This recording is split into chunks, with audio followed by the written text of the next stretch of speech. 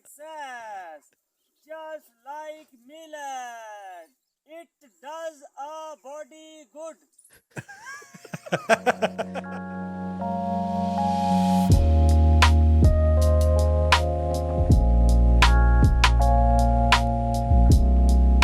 What's up, everybody? Hey. Welcome to Talkin Bout Shiznit, the first official episode. Hey there. I guess we're going with that. Yeah, I'll take that. I'm going to go ahead and start the nice boy timer, baby time, whatever we're calling it. We'll just steal it from Josh Potter. It's not a big deal. We're just being polite.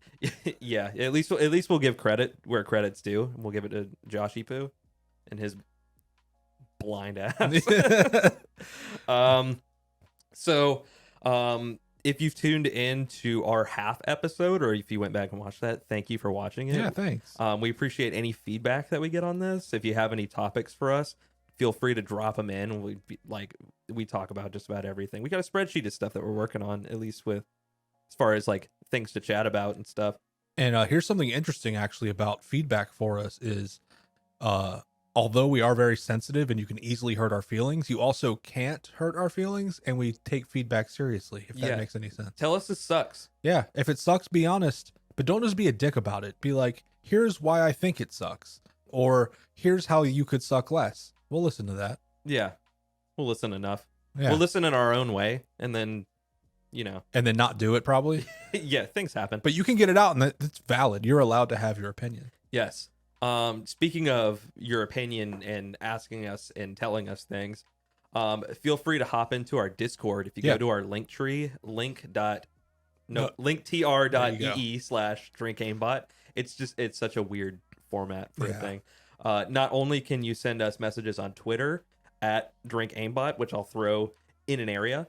You can also join our Discord, which we do have the Twitternet/AMA text channel. Yeah. And you can drop us questions, anything you want, literally anything. We may or may not answer it because we have freedom of speech. Yeah, and it's freedom of decisions. We are still people. Yes, you can't force us to do anything yet. Maybe for enough money though. It's negotiable. Yeah. So we'll get into some Twitternet in a little bit, but first, it's the obligatory aimbot ad, of course. Oh, yeah. Talking About Shiznit is presented by aimbot, which is also us. Yeah. Yeah, we make an energy drink. That's our real job. And then we do this for really our own ego. Yeah, it's super solipsistic of us because I only do this to listen to myself speak. Yeah. Yeah, I've listened to the last episode more than once. And you know what? I got mad a lot. I don't like hearing me. But I also need to talk. Fair enough. I read most of the ad last week. Do you want to read this one? Sure. Is this just a one-way one? Yeah, this is just all what I'm assuming is one person. If you guys don't know about our ad reads, they are completely written by AI. We have no input into anything it says besides giving them our website, and then it just takes information from there.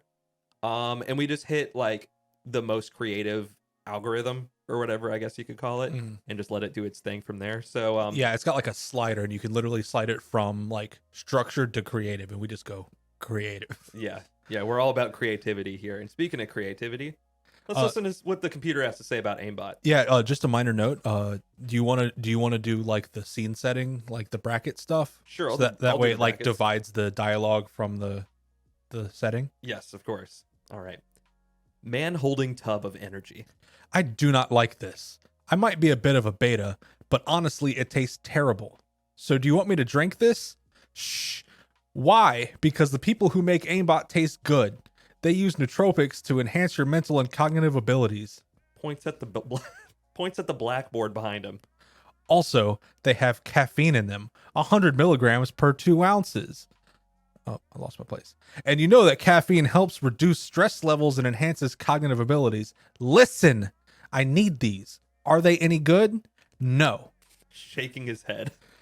They aren't. They really aren't any good. Hey, diddle diddle. Video ad script. What energy drinks are like lewd Santa songs playing on loop while you sit in traffic with car horns blaring around you as an old man beats on homeless people with a phone book? What energy drinks are not like delicious donkey dung dipped in chocolate sauce served freshly? All right, so that was the ad. Yeah, good ad. I didn't get any of that. Yeah. And it's also like the few parts where it talks about our product, it's wrong. It's 100% wrong. All the information besides it has nootropics in it is wrong. Yeah, but otherwise, like we have 200 milligrams per half ounce, or sorry, 300 milligrams per half ounce, not 100 milligrams per 2 ounces. Yeah. That like, man, it really just did its own thing at the end, beating up homeless people. Yeah, like it got dark fast. Yeah. And then ends with donkey dung. Yeah, it really does not understand what's going on. Like sometimes it'll like pump out something so good. I'm like, oh, they must just have like a room full of people that just like are like sweating, just quickly typing out copy. Yeah. But and then it'll give us stuff like this. Yeah. No person is Yeah. gonna be like, hit send on that. no one's gonna go to their superior and be like, got something new for the campaign. Check this out. We're stepping a little bit outside the box now. Yeah, I appreciate avant-garde theater. So I think we're onto something with violence in our ad and wrong information everywhere. It's like they've been watching a bunch of Batman TikToks. Actually, as well, with man holding the aimbot. It plays the Lego Batman game, actually. We'll talk about Batman a little bit later in the show. Speaking of AI, this is kind of unrelated to anything we wanted to talk about today. Okay. Have you been getting any ads for the AI chatbot? I forgot the name of the company. The one that's like your friend? Yeah. I have gotten a couple of those ads, and it's like literally lifted directly out of Black Mirror, I feel like. Yeah. It's not Cleverbot. God dang. What is it called? It's not clear, no. And it's not just chatbot, but no. It's like replica AI, maybe. Yes, yeah, replica AI. Okay. So on a whim, I went and tried this out the other night. Oh, you did? Yeah. So it's really interesting. The AI that it gives you, like, it gives you an avatar, and you can personify it how you want. Like, I think. At the beginning, they're definitely targeting it to like sad dudes that want to talk to women, because there's a lot of advertisements of like, oh, just fall in love and do all this like flirty with your perfect AI person. And then like when you sign up, you can like customize how they look. You can set like your like gender preference if you want them like male, female, or like a non-binary thing. And then from there, it like gets you into this chat room, and it kind of has like, they're just kind of just standing there, just like looking awkward. Right. And the chatbot is all right when you start, but the more you talk to it, it really learns quickly. And on the right hand side of the screen, there's sections called there's a journal. So every day you come back to the chatbot, it will like write about like its thoughts of you, which is super weird. And then there's a note taking section where when you correct things, there's like a thumbs up, thumbs down meter next to anything that the chatbot sends you. So you can be like, that wasn't really good. And then you can leave a note and be like, this is non-pertinent or something. There's a note section where it's like, you didn't like these things and this is why. Mm-hmm. And there's also a weirder one where it's things I've learned about you. And anytime you give it like a piece of information, it can recall backwards, where it would be like, if it asks you like, oh, what type of movies do you like? And you're like, I like horror movies, and like Nightmare on Elm Street is one of my favorites. It'll save that, and it'll refer back to that knowledge to you later, and be like kind of give talking points based on things that it's learned about you, where it's like, you're not interested in going outside. It'll be like, okay, let's talk about more indoor activities. And it's really interesting. So do they charge for this service? You can pay for it, which is crazy.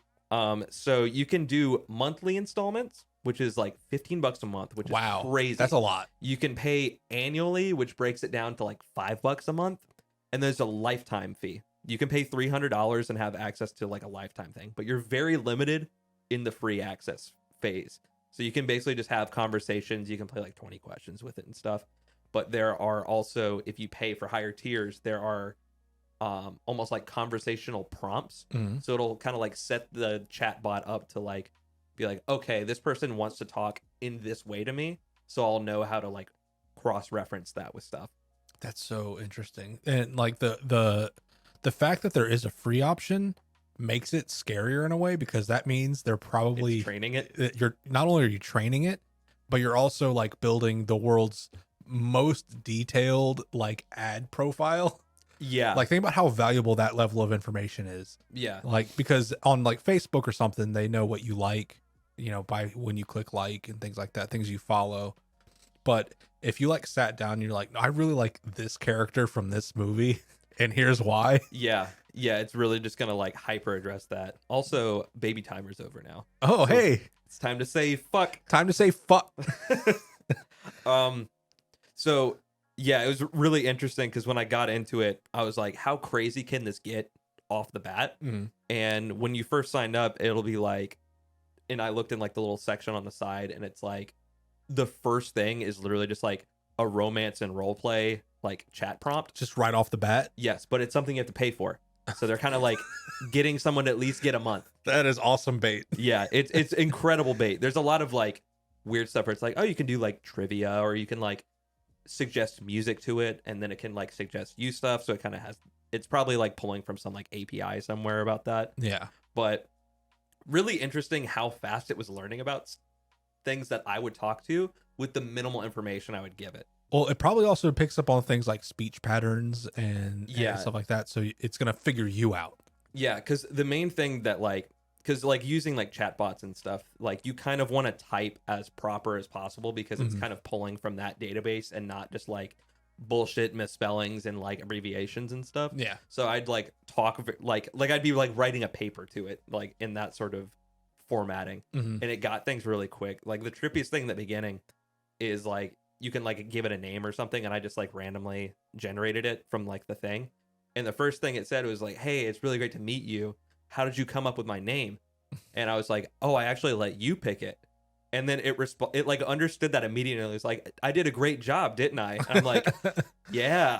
Wow. It named itself Hope. Hope. So Interesting. so that's my AI's name is Hope. What a beautiful name for A AI terrifying- friend. A terrifying technological development. That's yeah, the implications there are terrifying, but it's also like cool, because I mean, as populations get bigger and we get more isolated by technology, because that seems to be the trend. Yeah. Like a minor derailment I want to go on here. Mhm. I think we'll cover it on a later episode, but there's this guy that I'm like totally obsessed with. He was like the world's first vlogger. I think I've shown you his stuff before. I think so. But it was like this dude in the 80s who had like one of those big like shoulder rig cameras, Mhm. and he would just walk through New York and like vlog his daily life. I think I may have seen like a little mini doc about that dude Oh, yeah? Okay. somewhere, but Nelson, like, I think his name is Nelson Sullivan. Mandela. Yeah, no, yep, that was him. And what was like weird is like, since it was the 80s, like, so another non sequitur about him is like, so he was gay. Not that that matters, but in this instance, it does matter. Yeah. Because of who he hung out with. Like, he was friends with RuPaul before RuPaul was RuPaul. Okay, I think I've definitely seen something like this, because I remember it was like documenting like New York and Chicago's like gay scene at the time. Yeah. And it's like a firsthand approach of like drag shows and Exactly. like the ballroom stuff and Mhm. everything at the time. Yeah, like the club kids, like that the movie Party Monster was based on. Yeah. Is like, there's scenes from the movie Party Monster that are literally just verbatim reenactments of videos he shot hanging out with his friends. And Gotcha. he really super interesting guy. But something I noticed is like, there's like videos where he just like went to 7-Eleven with his friends on the way to a 7-Eleven. nightclub, 7-Eleven. And the way people acted in the 80s is inherently different to how people act now.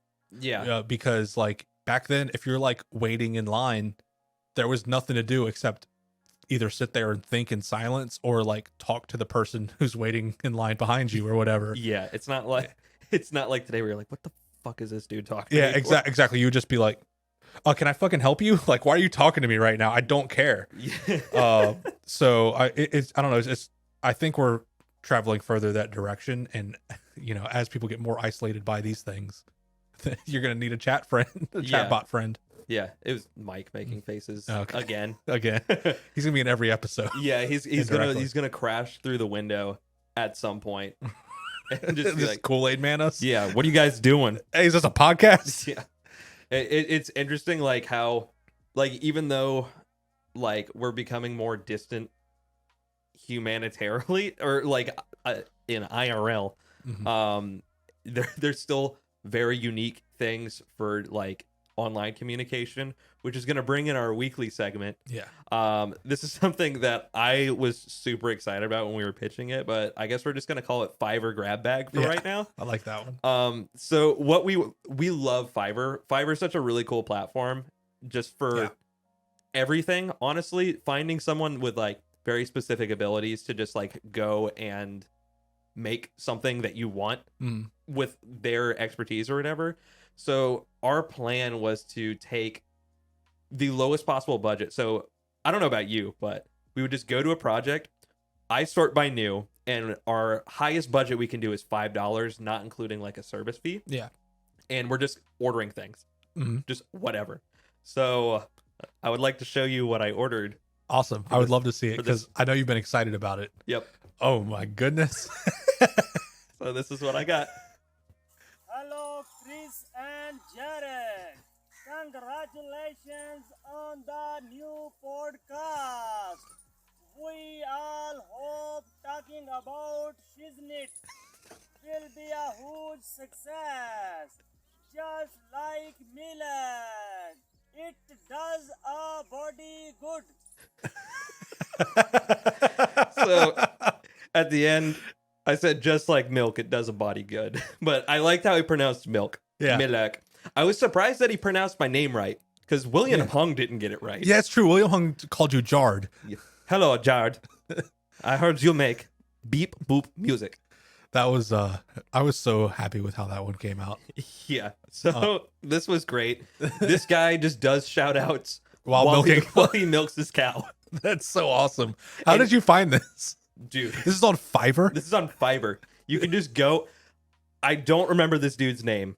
I'm gonna have to look it up. I'm so sorry. Yeah, we got to plug this guy because what a like he's got to be the only one doing this. Yes. Here he is. You could. It just says "Happy Birthday" while milky cow or say anything. His username as Amir Jute 260. He only. I think I was like one of his like first couple orders, but he just does a shout out, and he got it to me in like less than 5 hours. That's amazing. Like that day I ordered it, he was milking his cow and just made that real quick. That's so awesome. So how do you what's your method for finding people? So, for instance, I think I just did short video ads. Delivery time, set it for like a day or like express. Maximum $5. Let me hit apply to that. And then don't sort by recommended. Sort by newest arrivals. It's always going to think you're a scam, and it's going to make you do this weird capacha thing. I don't know why. But once you're in, it's usually the lower tier things because it's people just hopping on the platform. And they need the reviews and stuff in order to charge more. Yeah. So like this is a rat. I don't know what that is. That's a cat, dude. I don't know. I will make a super intro for YouTube. Like this guy's probably gonna make something good because it's this.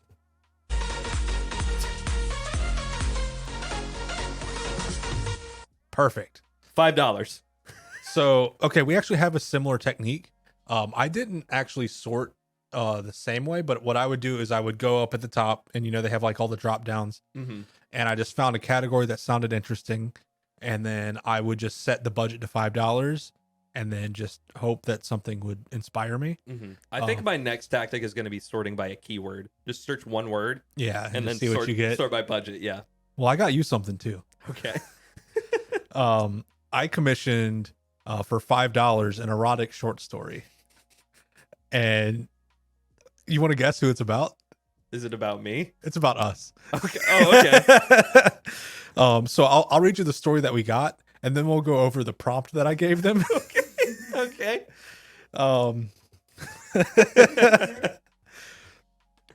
Jared stared up at the larger man, his pupils dilated with lust. The larger man. The other had him standing on top of the bed so that they could kiss properly for the first time. Jared could feel himself straining against his underwear, and it could feel Chris's length as well. I'm fucking crying already. Chris pushed him down onto the bed before pulling him further up the bed to kiss him. The taller man had to rest his groin in between Jared's knees.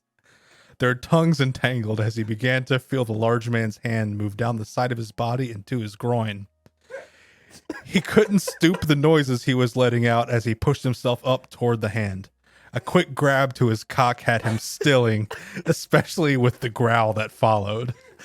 So that's the story. Oh my god, I have tears. So I was only able to get 125 words for $5. He did a lot of. There's a lot more foreplay in that than I thought there was going to be. It will, especially once you hear about the prompt, because it almost has nothing to do with what I requested.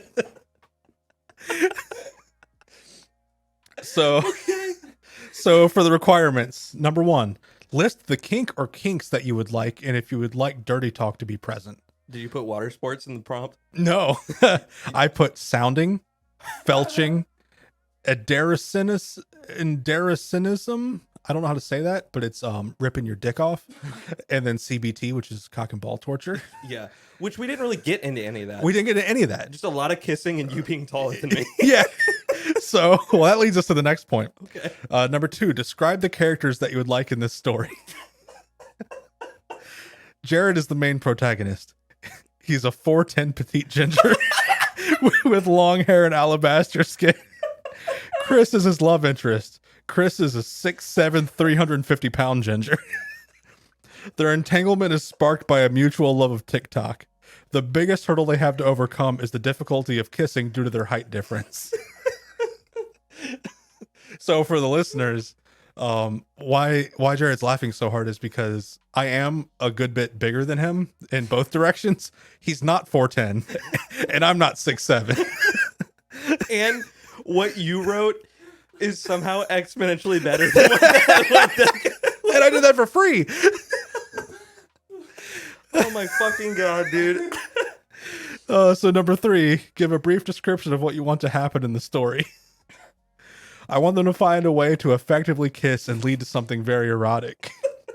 Despite the height dynamic, Jared is the dom and has an uphill battle of taming a sub that is drastically larger.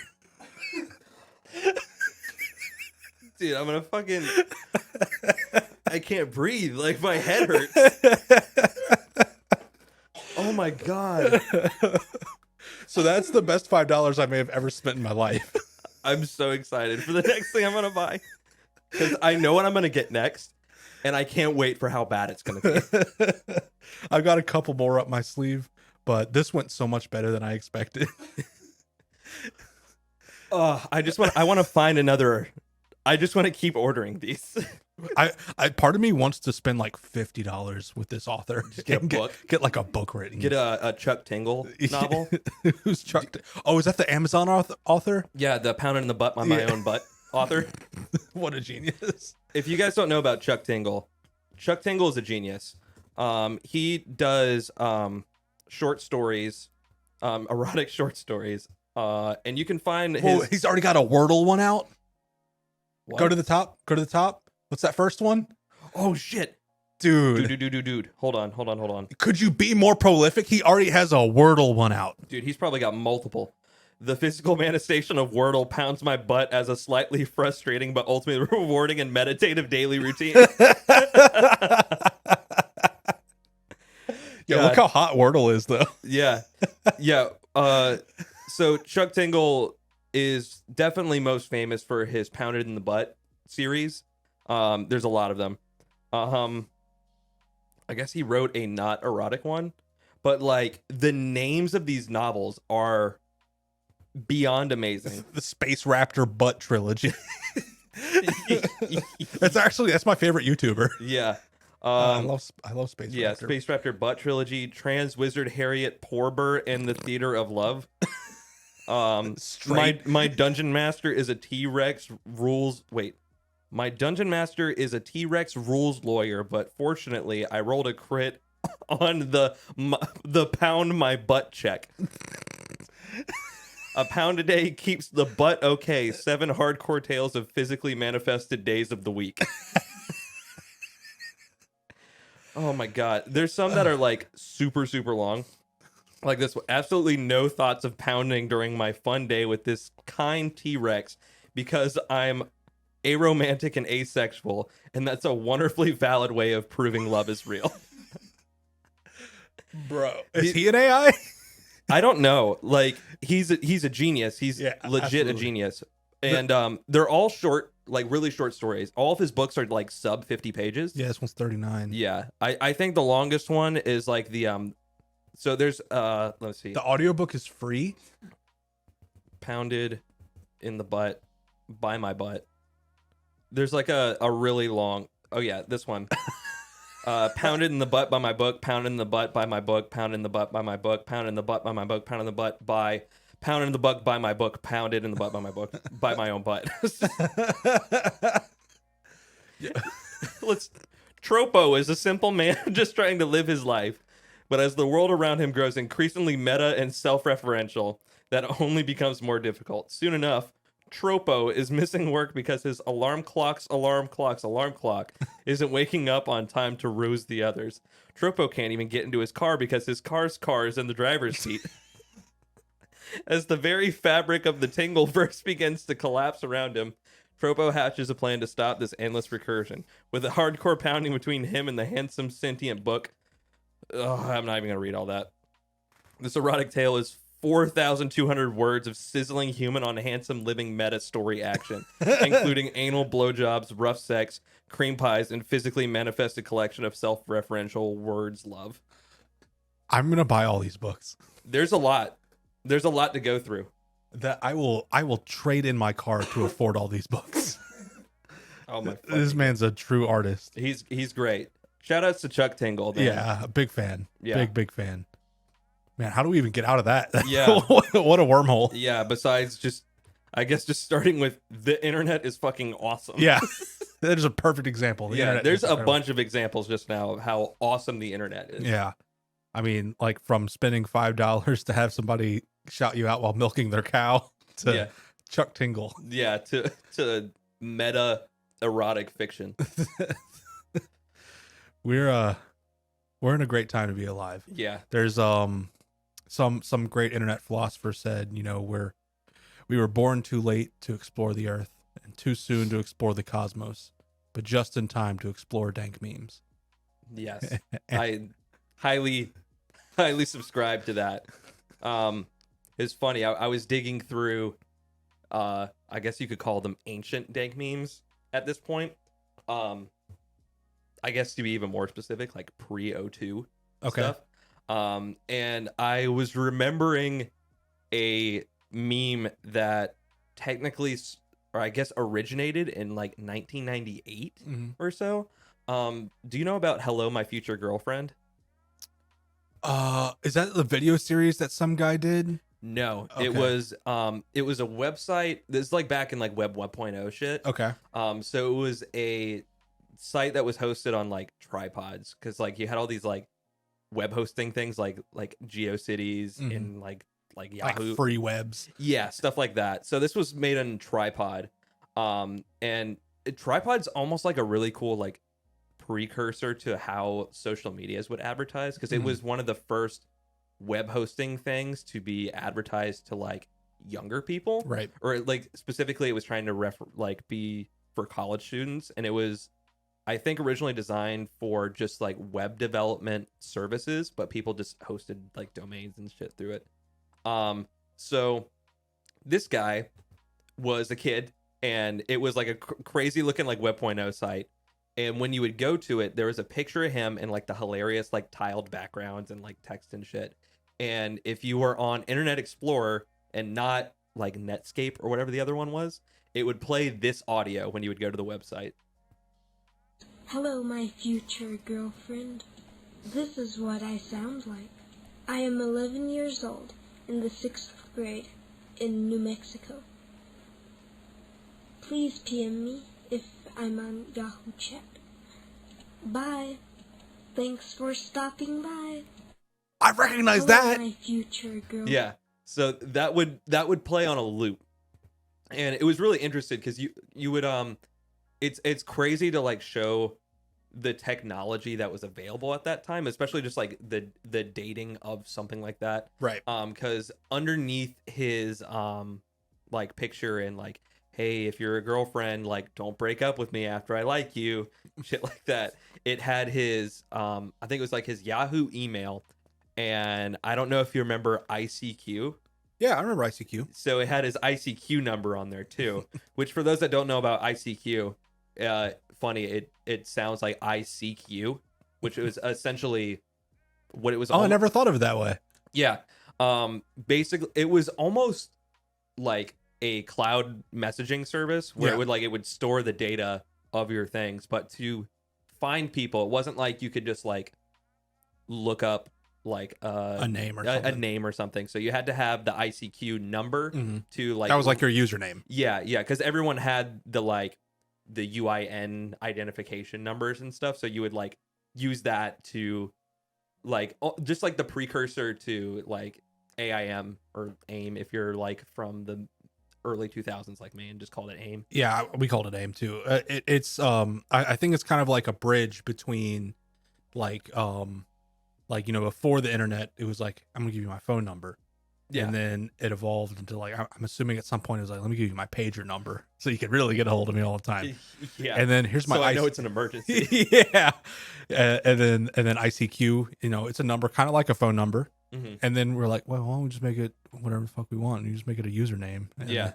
that's what I'm assuming it went. I mean, I was just a little kid, so I didn't really. I think ICQ ended up getting, or it was like one of the first widely adopted chat platforms, and I don't know if AOL bought them out or just used like their backbone. Yeah, to create what AOL Instant Messenger turned into. Mm-hmm. Because like I know like it used to be like when you would have like Windows XP or like older Windows OSs and stuff, like when you would download it, it would come with like MSN Messenger like preloaded and stuff, and I never used it. I never knew anyone that had MSN. It was always like AOL, and gosh, it's like just thinking about that is putting in like sounds and like images in my head of like being on AIM like all the time and hearing like, oh, here's some I know this person's online because I just heard their Linkin Park sound just play or whatever. Did you ever use Trillion or Pigeon? No. Do you know about those? I've heard of Trillion. I haven't heard of Pigeon. So they're basically the same thing, but they were platform. It was like a piece of software, and what was cool about it is that you could use that single piece of software to log into AOL Instant Messenger, MSN Messenger, ICQ, like all these things in the same app. Okay. And then so that way, no matter what platform somebody messaged you on, it would come in to that same app. And it just worked. It was like, instead of having 4 fucking programs open, you just had the one. Yeah. Almost like those like security things where it's like the one password. Yeah, shit. it's like that, but for instant messengers. Yeah. And they even spun off and made their own, you know, chat platform, but it was way too late. It was already over. In fact, the last time I ever saw Trillion being used was probably 10 years ago. And I was in a doctor's office, and that was how like the receptionists would message the doctor so he could be in any room at the computer. Okay. And the chat box would pop up. So I guess they could keep track of patients or whatever. Yeah. But I remember I was like, why are they using Trillion in the doctor's office? Like, there's gotta be a better way. Like this is There's gotta be a better way. this is delicate information that you're just blasting through in plain text. Yeah, you think that some sort of medical office would have their own. I mean, granted, like maybe it wasn't their thought to have an encrypted messaging service built into their like internal systems and stuff. Yeah. But navigating back to hello, my future girlfriend. So that was interesting because like I totally forgot about like ICQ stuff like completely until I was like looking back into this and like looking at like the website and stuff. But it started blowing up. There was a website called like howfreshisthisguy.com. Okay. Which was basically like just a domain where people were sharing like cool guys. Kind of. Okay. Yeah. Cool guys is code for like just internet weirdos, Yeah. I guess. Shout out all the mommies out there. Shout out the mommies, keep them high and tight. That's right. But it was shared to that website and then just kind of got some popular, like, I don't know if it was in like 2000 or like the late 90s when that website was popular, but it was posted on Newgrounds in 2001. Okay. So, I mean, granted, that's what, 3 years later or so. And it just like exploded from Newgrounds, and like it was almost like that format of like shitty Web.1 websites just like became a meme in like the early 2000s, because you had like what's his name, like Mahir, I think. I don't know if I don't remember Mahir. So Mahir was really interesting because there's a lot of parallels that people were trying to draw from Mahir's website to Borat, actually, but Sacha Baron Cohen was pioneering Borat before Mahir's website blew up. But Mahir, I need to try to see if I can find his website, was basically, it's Borat without it being Borat in a Web.1 style. Okay.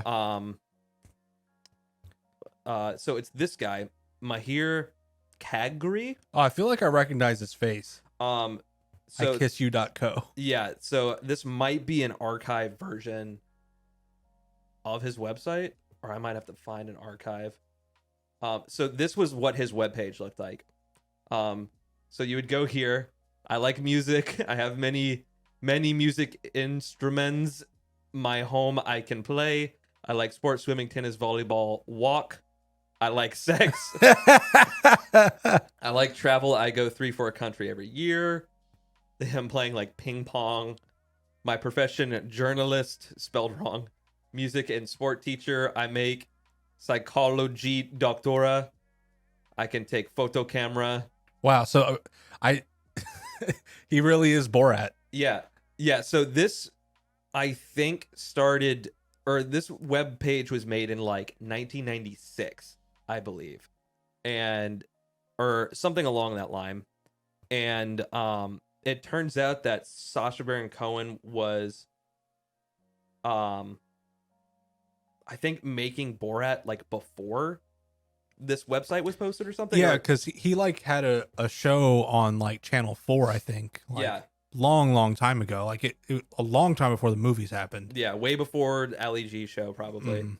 Yeah, because I think it was like a segment on somebody else's show at first or something like that. Yeah. And then it spun off and became, what we know today. Right.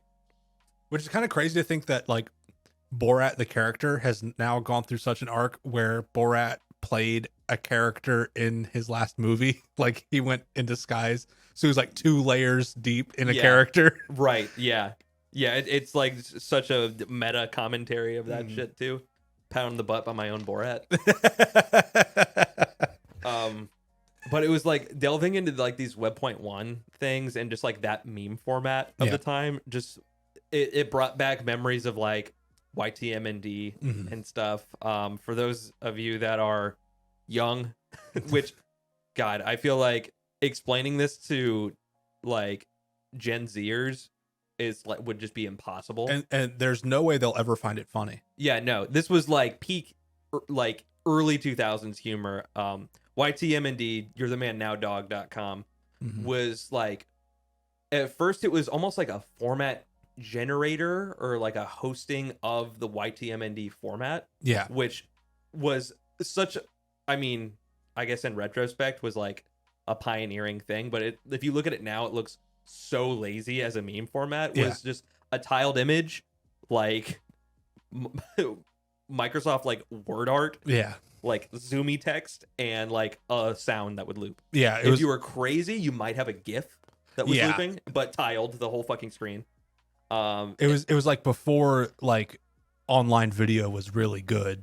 Yeah. Like, you would have to like back in these days, if you wanted to watch a video online, it wasn't like you just click a YouTube link. Like you'd have to download the file, which God knows how long that would take, and then open it in like Real Player. Yeah, even if it was like a like 1 meg, 2 meg file, you're sitting. Yeah, and then it's gonna look like absolute like if you see like deep fried like low quality memes now, that used to be our reality. Yeah, that's just how things looked, and we were like, whoa, look at that. Yeah, like the old like College Humor videos. I'm sure a lot of people know about College Humor now as a YouTube channel, but it started as a website where they did video skits and stuff. Or I think it started even before video, but the early like Jake and Amir videos were like, you know, this fucking big. Like they were like 240p on a good day. Yeah. Even though the scaling was incredibly small. Yeah. It's like now it's like they're trying to like upscale stuff Mhm. into like regular YouTube format and just is like garbage. But yeah. that's probably why like when people see like, oh, it's fucking 144p video, like what the fuck is this shit? But like if you would go to websites, it would just be a video file like just so small Yeah. on the screen. And you're like, oh, okay. It's like a postage stamp stuck to your monitor that moved. That moved, yeah, at like sub 20 frames. Yeah, it was so bad, but like that's just how things were. So the YTMND workaround basically was like at most an animated GIF, which also looked like shit, Yeah. and then like a short, low quality audio file that would just loop forever. So it was kind of like you know, like on Imgur or YouTube, how it's like youtube.com/ and like a string of letters. Like YTMND kind of was the same way. I think you could make vanity URLs for it, but it was literally just like, oh, here we go. You got some. You're the man now, dog. You're the man now, dog. This was the website when you would go to it. You're Yep. the man now, This is a dog. You're the YTMND. man now, dog. This was the peak of internet humor. Yeah. For like, and the craziest thing is it lasted like a decade. Yeah. Like things moved slower back then. Yeah, YTMND is still a website that is online, but it is like a graveyard now. Like if you go to it now, check this out. YTMND.com.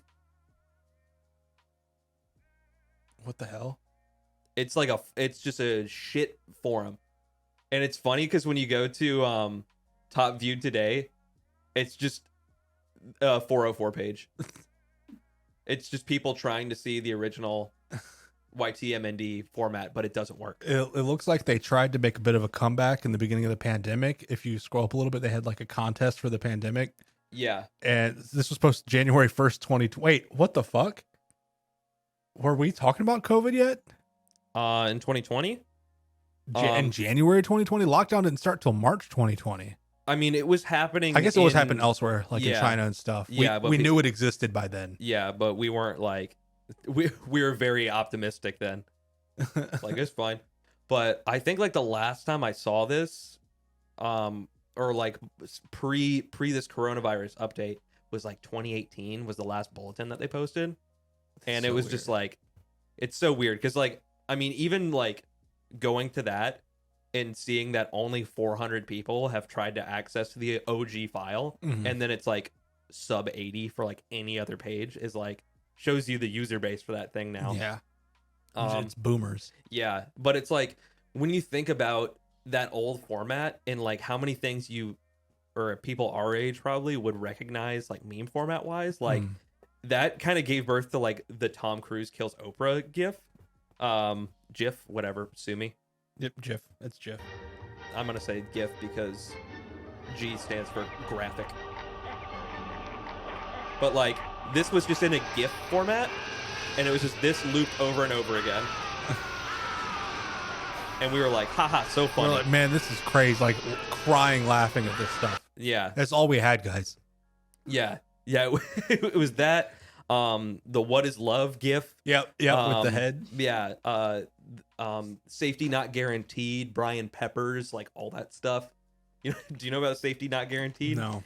It was a hilarious, like I think it was like a real personals ad. Safety not guaranteed. So it was a personals ad that this guy posted. This is the picture. Yo, that haircut's awesome. Yeah. And the ad says, oh my God. Let me turn that off before I push it to the limit, flags us. Wanted somebody to go back in time with me. This is not a joke. P.O. Box censored, Oakview, California 63022. You'll get paid after we get back. Must bring your own weapons. Safety not guaranteed. I have only done this once before. So that was like another thing that would be tiled around, like safety not guaranteed. LOL internet.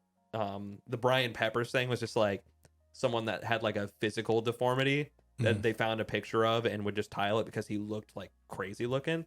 But Brian Peppers is also not a good person because he was arrested for like sexual assault or something.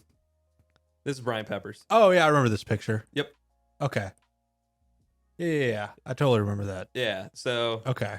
yeah, Brian Peppers died in like 2014, I think, from like alcohol related issues. Okay. But he did have like a physical disorder, a couple things that like caused him to look like that, and people were just like Just Brian memeing Peppers. on him. Yeah, just Brian Peppers. But yeah, it's funny like how early I feel I got into like these weird like internet meme culture things, because like I knew about YTMND. There's another forum that had another acronym that I can't quite remember. It's like ISMOF something something. And I found them through Albino Black Sheep, like way back in the day. I think I started getting an Albino Black Sheep in like 02, maybe, is when I started watching it. Like, That sounds about right. yeah, Maybe. I think that's when I started to get dial up in my room. Yeah. Maybe. Yeah. Before then, it's probably impractical for you to come across something like Yeah, that. that, and it was like the only computer in my house that had like internet was like my parents' like office computer or whatever. Yeah. And it's like they're gonna be on that computer, and I can only go on it like on the weekends or whatever. But when I had like, they bought a new computer and then gave me the old one where I had like a crap like Windows 98 whatever in my room, and like being able to like, oh, I can run my cable line and I can like hook it up to the thing or whatever, or like the phone line is hooked up in here. Going and looking at just like Flash cartoons all the time, and that was just like how kids are like, just Fortnite dance is their communication now, was like Flash cartoons when I was a kid. Absolutely. Like there was man, I can't think of the name of there was like that dude who did music. It was called like the band X or something like that. Group X. Yeah. Yeah. 55. It's 55. Shiggity schwa. So like, yeah, that there's a popular meme you'll see now where it's like, before memes, all that dudes had was yelling Anchorman references at each other for hours. Yeah. That's kind of the truth on it. I mean, that's not even kind of, it's very much the truth. Yeah. Yeah. It was like, if you weren't into these like internet things, you just had only what media gave you to latch onto. But like, but even with that, there's only like, there were what, like 20 memes? Like, yeah. And it was just like, I mean, granted, they're all format, but it was just like drawing, face drawing. Yeah. Face drawing one. Silly faces. Silly haha. And like screen grabs from some crazy pop culture event. Yeah. Or it would be like a micro scaled like viral thing, like the Badger dance or something. Yeah. Oh yeah. Like mushroom. Yeah, you'd be like a little kid just like bouncing around recess doing that shit. Yeah, absolutely. Like, yeah. Now we just got kids flossing. What happened to our youth? Yeah, this is so much worse. Bring back Potter Puppet Pals. I want more F7U12 memes. Oh man, gosh, it was so funny. I was looking at Albino Black Sheep today. Is it still up? It's still up. There's still stuff posted as of the 18th of last month, like new Flash cartoons. Even though Flash technically doesn't work, it's all YouTube links for the most part. Yeah, it's all. But like, you can still go back and like, they have rehosted a lot of like their original stuff still. Like, you can still go and watch Charlie the Unicorn, classic. What's some other Salad stuff? Fingers? Yeah, another classic. Cyanide and Happiness. I didn't realize that started on Albino Black Sheep. I don't know if it did. They might just like host some of their stuff, but like Defender of the Supermarket, this is like the peak of like LOL random stuff. Like Tiny Plaid Ninjas is another one. I don't remember if you've ever watched that, or Jokes with Einstein. Penguin Calls was another one. Well, Penguin Calls used to be great. It was just like I guess in the time of like crank anchors and stuff, it was just a dude taking his voicemails and animating them as penguins and stuff. But like, just the resolution of these things now. But like, these used to be interactive, and now it's just, you have to just watch them. I think the real testament here is like, look at the symbol he's using for a phone. It's a flip phone. Yeah. This is in 4:3 aspect ratio. It's not widescreen. Yeah. Like, there's so many tells of the time. Yeah. Gosh, there's so many interesting things too that came from Albino Black Sheep, like animutation animations, which I guess popularized like the hyperalization, if that's even a word, of like pop culture things, and the art style of like taking a photo of someone's face and doing the mouth cutout thing. Yeah. That was invented by Neil, I can never pronounce his last name, Cicerega? I'm yeah. just gonna take a stab at that. Yeah, but he's very like internet famous. He's got like TED Talks and stuff. He's got albums, like comedy albums and stuff. He did Bustin'. You know about Bustin'? Maybe His- it looks familiar.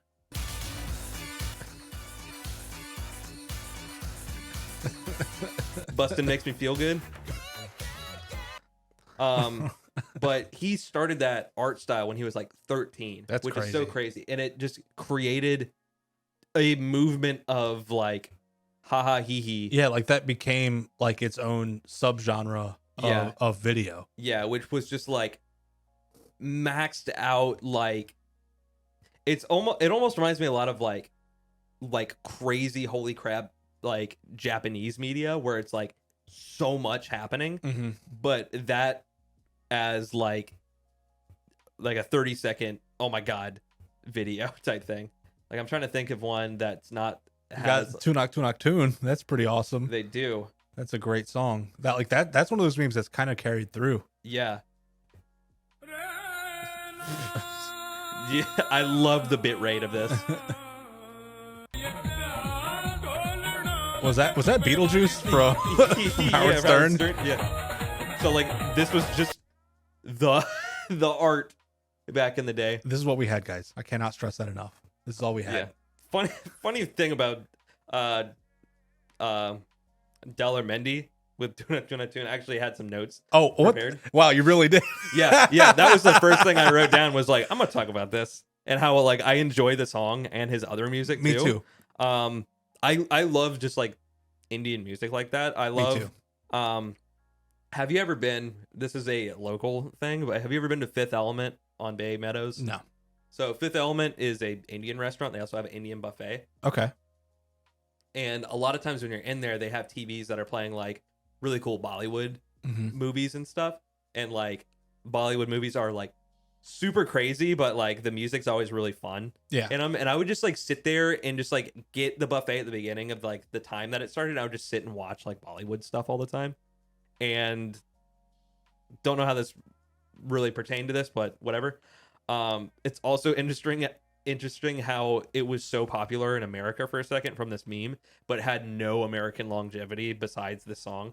Like he couldn't get any other viral thing. He couldn't break through here. Like Psy or something, Yeah. like Gangnam Style. He's had like a couple resurgences, but from, nothing like that. yeah, no.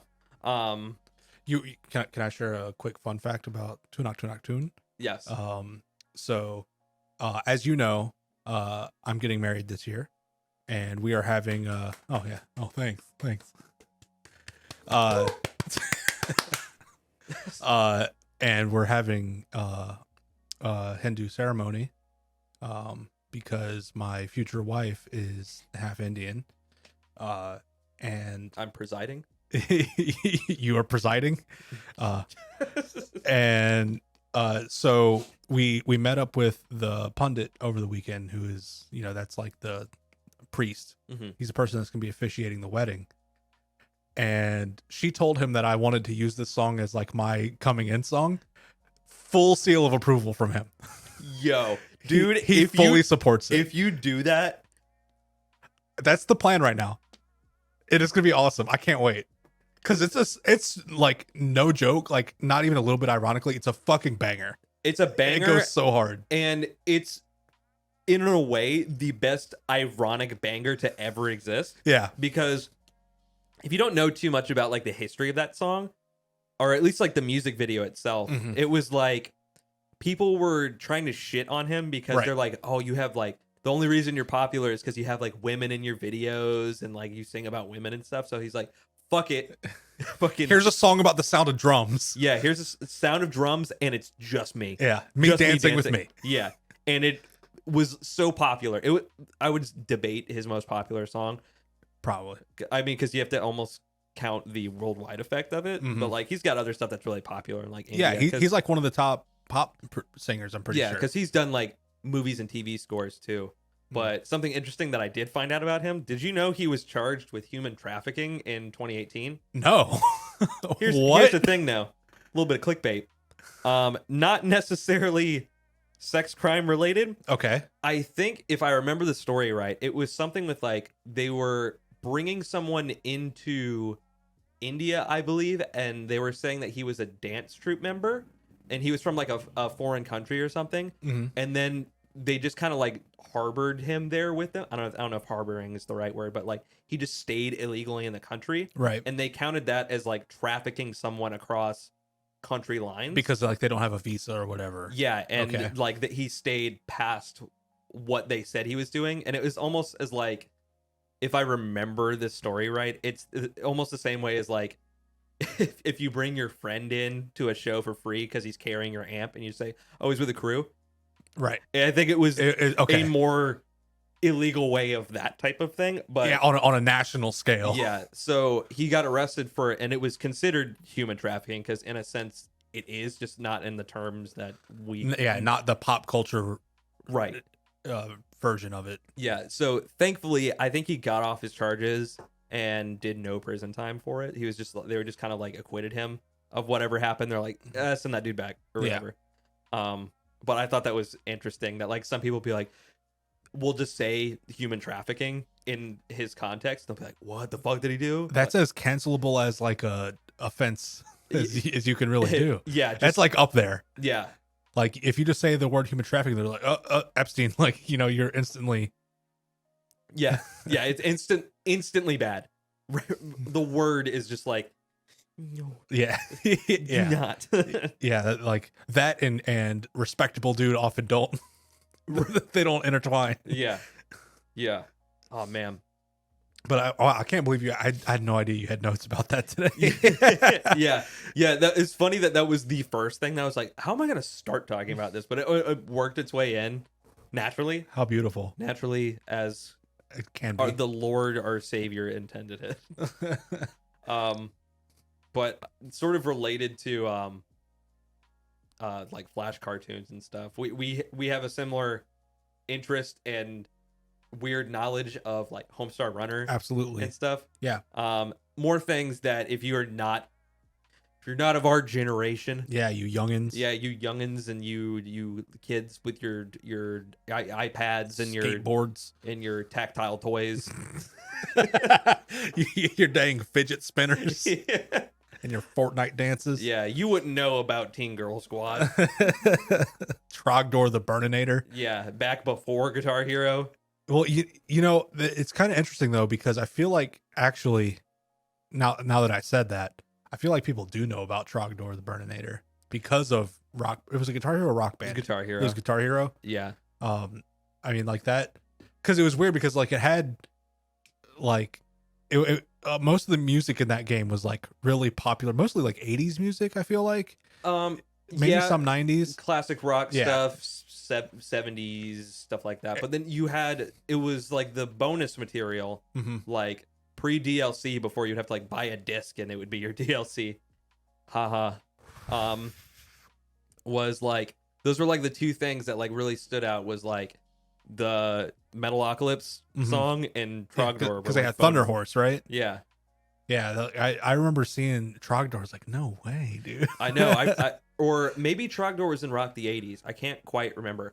They had a limousine song in Rock the 80s, which was a fake band from Homestar Runner, the fake hair metal group. That's amazing. Um, So yeah, they must be like buddies with those guys or something. yeah, I think I don't know because I think it was the Brothers Chap that did.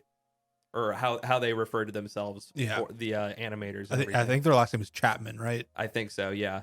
But I think they did stuff potentially with Harmonix Okay. or the other developer for Guitar Hero. I can't quite remember. Yeah, because they did release a couple games. yeah. They had the Dangeresque Mm-hmm. series or whatever that was Yeah. out on the Wii, which I've always loved the games on Homestar Runner's like website and stuff Mhm. because they're so nostalgic to like old games like point and clicks Yeah, and their text-based adventures and stuff. absolutely. For Like- I don't think it was Peasant's Quest or something like something like that. The RPG thing.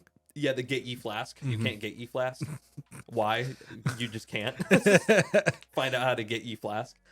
Gosh, that's just like such great stuff that people wouldn't understand without like, I mean, at this point now, it's like you just have to get like a DOS box to like do some of that shit or to like understand that type of gaming. Yeah, I don't even know how you would run those Flash games anymore. Yeah, a lot of them just are dead, or Yeah. they're like, I don't know if it's been like rehosted somewhere. I'll have to like hold on. There must be. I would hope that somebody out there made some kind of like Flash emulator thing where you can know like, load what games. I think related to Newgrounds, there's a launcher. It's like a third party thing. It's you'd have to have it as an application on your computer, Right. But it will take those Flash files and make them like a playable format. But Okay. you have to download the file from the website, Which is its own yeah, trouble. and then load it into this thing. So it has games still linked down here. Oh wow. Yeah. Where Dungeon Man? That's what it was. I didn't realize they made 3 of them. Yeah. 3 has, I think, sepia graphics, or it has graphics.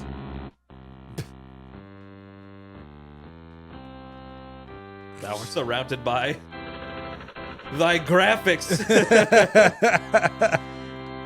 So it's like this type of shit. And it didn't need to be at this point. This was a choice. Yeah, definitely a stylistic thing.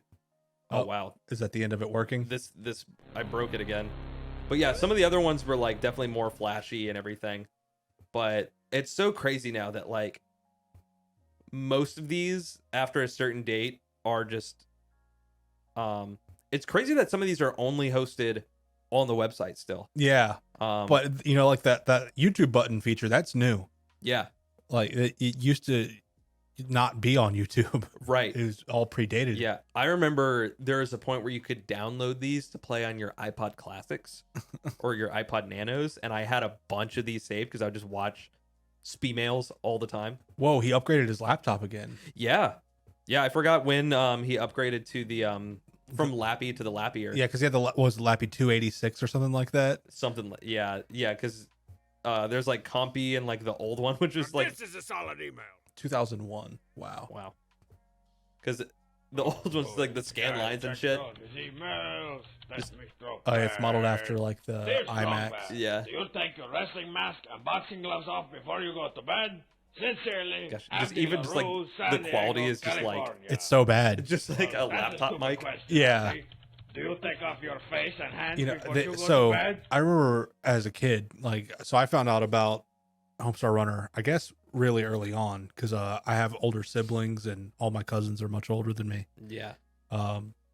Like my 2 older siblings are like 12 years older than me, so they kind of had a head start on this type of stuff. So I remember my brother showed me Homestar Runner when I was a very young kid, and I guess 2001 was it maybe like 9 or something like that.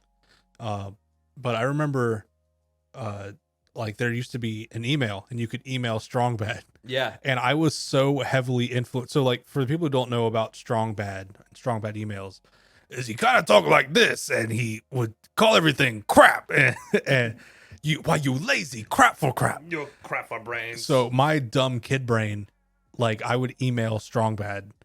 I emailed him a bunch. I tried to send so many questions. Me too. And I always wrote them how I perceived him as talking. So like just imagine like a 9-year-old who doesn't fully understand the character writing things to that character in the voice of that character. Yeah. And for some reason I was surprised it never got on. Yeah. Yes. Why didn't you like my email that I sent him?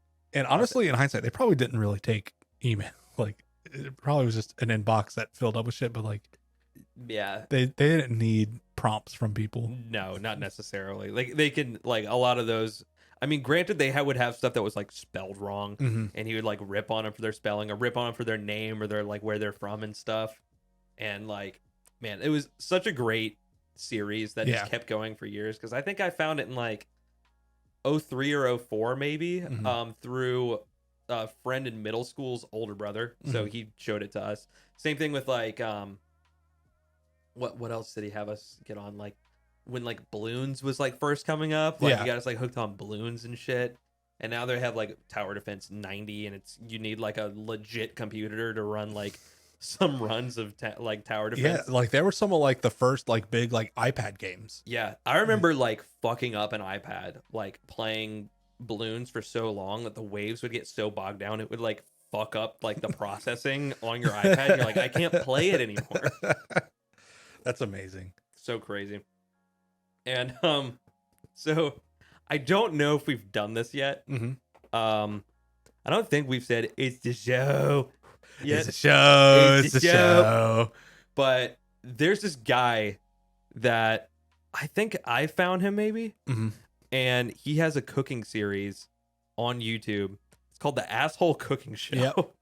And I can't get past that the intro for all of his videos sounds like Homestar. Yeah. He sounds like, if I listen to it now, he's not going to sound like it. But the more you listen to it, the more you're like, just do a Homestar voice and you get it. He sounds like Homestar Runner. Yeah. I don't remember which of us like noticed it first, but we were just like working and had his shit playing in the background Yeah. because it's Guys, endlessly it's entertaining. It is the show, the show, the show. Another episode of the Asshole Cooking Show. It Now, is the show. Can we find Today video we're of gonna- Homestar Runner saying show? It has to have happened, right? Homestar Runner Show. Maybe. Well, if we I'm can here for hear the show. if we can hear Oh, God. your Homestar Runner is pretty good. Thank you. I've had years of practice. Maybe we just skip somewhere to where he's talking. Whoa, look at this! So there's The this is strong. Homestar Bed. Runner and the Brothers Strong, an unfinished second children's book by Mike and Craig? Oh, that's definitely not what I was looking for. That thing looks terrible. Okay, Come on, let's read that's it, Mike. Homestar Runner. Yeah. So to us, the Asshole Cooking Show guy sounds just like him. Do, I'm gonna be This is cooking gonna some be- hamburgers. So, the Asshole Cooking Show is like a marvel in itself. It's a It's complete incredible. enigma. There's nothing like it. Yeah. So there's something about non-professionals Mm-hmm. putting things on the internet that they're like, people need to see this. It's the beauty of the internet, honestly, is like it's a Is- platform that's totally egalitarian in that way. Yeah. So you can get your fair share of weirdos Mhm. everywhere. It's amazing. And this is one of my favorite weirdos because he will make things that like are A, disgusting, B, most of the time don't require a recipe to be broadcasted, where he'll be like, today I'm just gonna give him Homestar's voice. I'm making hamburger helper, but instead of cooking it how the box says, I'm gonna put 3 sticks of butter and a block of government cheese. But like this one is titled Pizza Burger, and we're already starting off great with like a giant like similar to the Just a pizza pot burger full you of used to meat. have in the school lunches. and like skipping through. I need to talk in the mic. So I don't know why. He's got cornflakes, aka corn biscuits, and he's just gonna And smush is very good. All Crunch you it gotta up. do is this is the fun crunch part. it up. I mean, when you go into He's got his block of government I don't know, cheese. that might be a little too thick. If you can go a little Oh, thinner, is it? Is that go too thinner, but thick? We're gonna cut this whole Is thing it? up, A 3-inch and we're gonna square. cover when you'll see what That I might be a like bit to too do thick for my pizza burger. in a time. We're gonna give this. So he's another cooking few down this minutes, some wet- this is still raw wet here, meat. but And then he'll do Strange. atrocious shit. He's like, I need to drain this meat out. Oh god, this is the part that blew my mind because this is one of the first videos you showed me. Yeah. And he cooks meat and then strains off the fat, which is not crazy. Yeah. Not too crazy. really But fat then out he's of there. like, plus when I mix my You know, I crumbs, need to get some more of this Get some grease burn. off of here. It's like he's rinsing cooked burger meat. Ugh. I would honestly rather eat the grease. Now that I got this beef all clean. all with both Mix it hands up like with you're my making a cereal. meatloaf, but we're gonna mix this all up here. So, unseasoned beef and cornflakes. Yeah, I haven't seen And, salt or right pepper now even. it's- Oh, wait. 'cause, I forgot he does go Sometimes. Oh, there- 'cause oh. Me and my partner here both got to put some garlic powder in that. She can't have too much garlic, but Oh, that but wasn't like too much. you can put as like Get as the much cow as outta you here. want, just be So we'll sure do it's that right. shit. And onion, we're gonna throw some onion powder. Put some in onion here. powder in here, I'm just a doing a little. little bit more onion powder than the garlic powder, but Oh, what the crap? Just put the whole thing in. screw it. It's a small. A whole bottle Not the of whole onion thing. powder. That's so much for anything. I don't think when you buy spices, the bottle's not a portion. It's absolutely not. Like, because that's got to be mostly salt, Yeah, which is fine. Salt's yeah. good. What was that? Onion powder. McCormick onion powder. It's not a 7-ouncer. No, that was like a 4-ouncer. 4 ounce. Let's see if we can get a little nutritional factoid for that. Right now, I'm just getting Asian egg crepes. Son of a bitch. Wait, so hold on. Go to the usage tips. So it recommends 1 tablespoon of onion powder. It's the equivalent to half a fresh onion. So how many tablespoons are in that? How many tablespoons in 4 ounces? How many tablespoons are in 4 ounces? 8 tablespoons. So he has 8 times. There's the equivalent of 4 onions in that. In my hamburger pizza burger. On top of his like half bottle of garlic powder. Yeah. Usually this is the loudest dish ever made. Yeah. Oh, damn it! Look at this. I made this one too. Damn it! Put the cheese in here. I want to make sure that they're like covering Which is just the like entire thing. Like such say an you get a absurd piece way here, to make here, food. and they're gonna Like, melt in there. To a degree, it's like you understand, like, some people need to like live within their means and like Sure. they can't afford like something crazy, but it's Absolutely. like you can try. Yeah, it takes a little bit of effort. Like, I mean, imagine how much better this would be if he just diced the cheese. Like, Yeah. Or he just cubed it. Yeah, cubed it. Get a cheese grater. Yeah. They're like $2. Yeah. But I mean, even if that's outside your means, he has a knife. He's slicing it. Yeah. Take it one step further. Give it each piece 4 more chops than what you're doing now. At least if you want to be extra crazy, like get a fork and like shave it. Yeah. Or something. But also don't know why this is necessarily called a pizza burger. Yeah, it's none of those things. Yeah, there's really not even a burger at this point. No, It's just like a deconstructed hamburger. So a great stove shot. yeah. Cover it with I oil. the other thing too is I like when I see Stove heated to about appliances and it's got like the 400 neon degrees. purple And shit, we're gonna put this in. and you're like, normally like I'm gonna check it. things in that about a heat half are, like, hour, but red. It's gonna take Yeah. like 45. But Yeah, this it is is just like interesting. because, radiation. That's what it took last time, Yeah. under an hour to get that cheese Absolutely out. wild. Got that nuclear. Yeah. The crazy thing too, he's Look like, at I'm gonna put this. this in here for like about an hour at 400. It's got to be so dry. Yeah. Like And there's no fat in it pull this anymore. off. Oh boy, I mean, the fat's the All cheese. right, The cheese look did at melt. that. I'll give him that. Oh yeah. Oh yeah. yeah. Look at that. That's looking pretty good. Turned out so nice. Hey, Turned Poopsman. out pretty nice. You want some of my pizza burger? Dinner for 2. Oh, this melted better than the last Please one. tell me, is this Yeah, one of the ones Gage, where he this gives is like about right. I wasn't unreasonable even sized gonna check helpings it too? yet. It's one where he's like, I'm gonna try to scoop this or get a nice slice or whatever, and he just fucking. Oh yeah. Oh yeah. Oh yeah. That's looking good right there. Tastes good all the same, but Just lay it in there. hold on, I need both hands. I also love his Robin Williams hands. He is a hairy individual. The only thing when you get it out fresh and hot, Oh. it kind of, almost like the way the lasagna is when you take it out. No, Like, absolutely, right it's not Is it like how hot lasagna instead of, is. Is it legal to call this fresh and hot? It's hot. Don't matter, it still tastes damn good. It is hot, yeah. But highly recommend if you want to like. I've made people sick watching these videos. Like when I showed Alex these the first time, our friend Alex, I showed him the mac and cheese video where this man is wild. He's in the same pot where he's cooking that beef. He'll do like 2 boxes of noodles. In the pasta water, he will put like 2 sticks of butter in there too, and like not even really cook it down, but he'll just cube the cheese up and then put it in the just water. The butter water, and then we'll continuously cook it down until it's like not water anymore, and it's just like wet noodle mush. It's so bad. Like it's He's got me without words.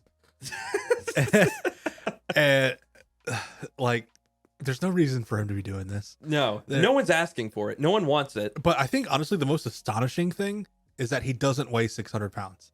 Yeah, he's like thin. Yeah, he's like a average build person. Yeah, this is one thing too where it's like, I feel like you can get in on this community that follows this guy's shit, because this video, I mean, granted, it's a re-upload of an archive from last year, but it's only at like 7,000 views. Yeah, you think this would kind of pop off a little bit in like the weird commentary communities and stuff? Is this guy's shit? Because like with like Kay's cooking and stuff, the British or Irish lady or whatever, yeah, like she's got people that like watch her shit because it's fucking outrageous. Yeah, this guy is like the American Midwestern version of that.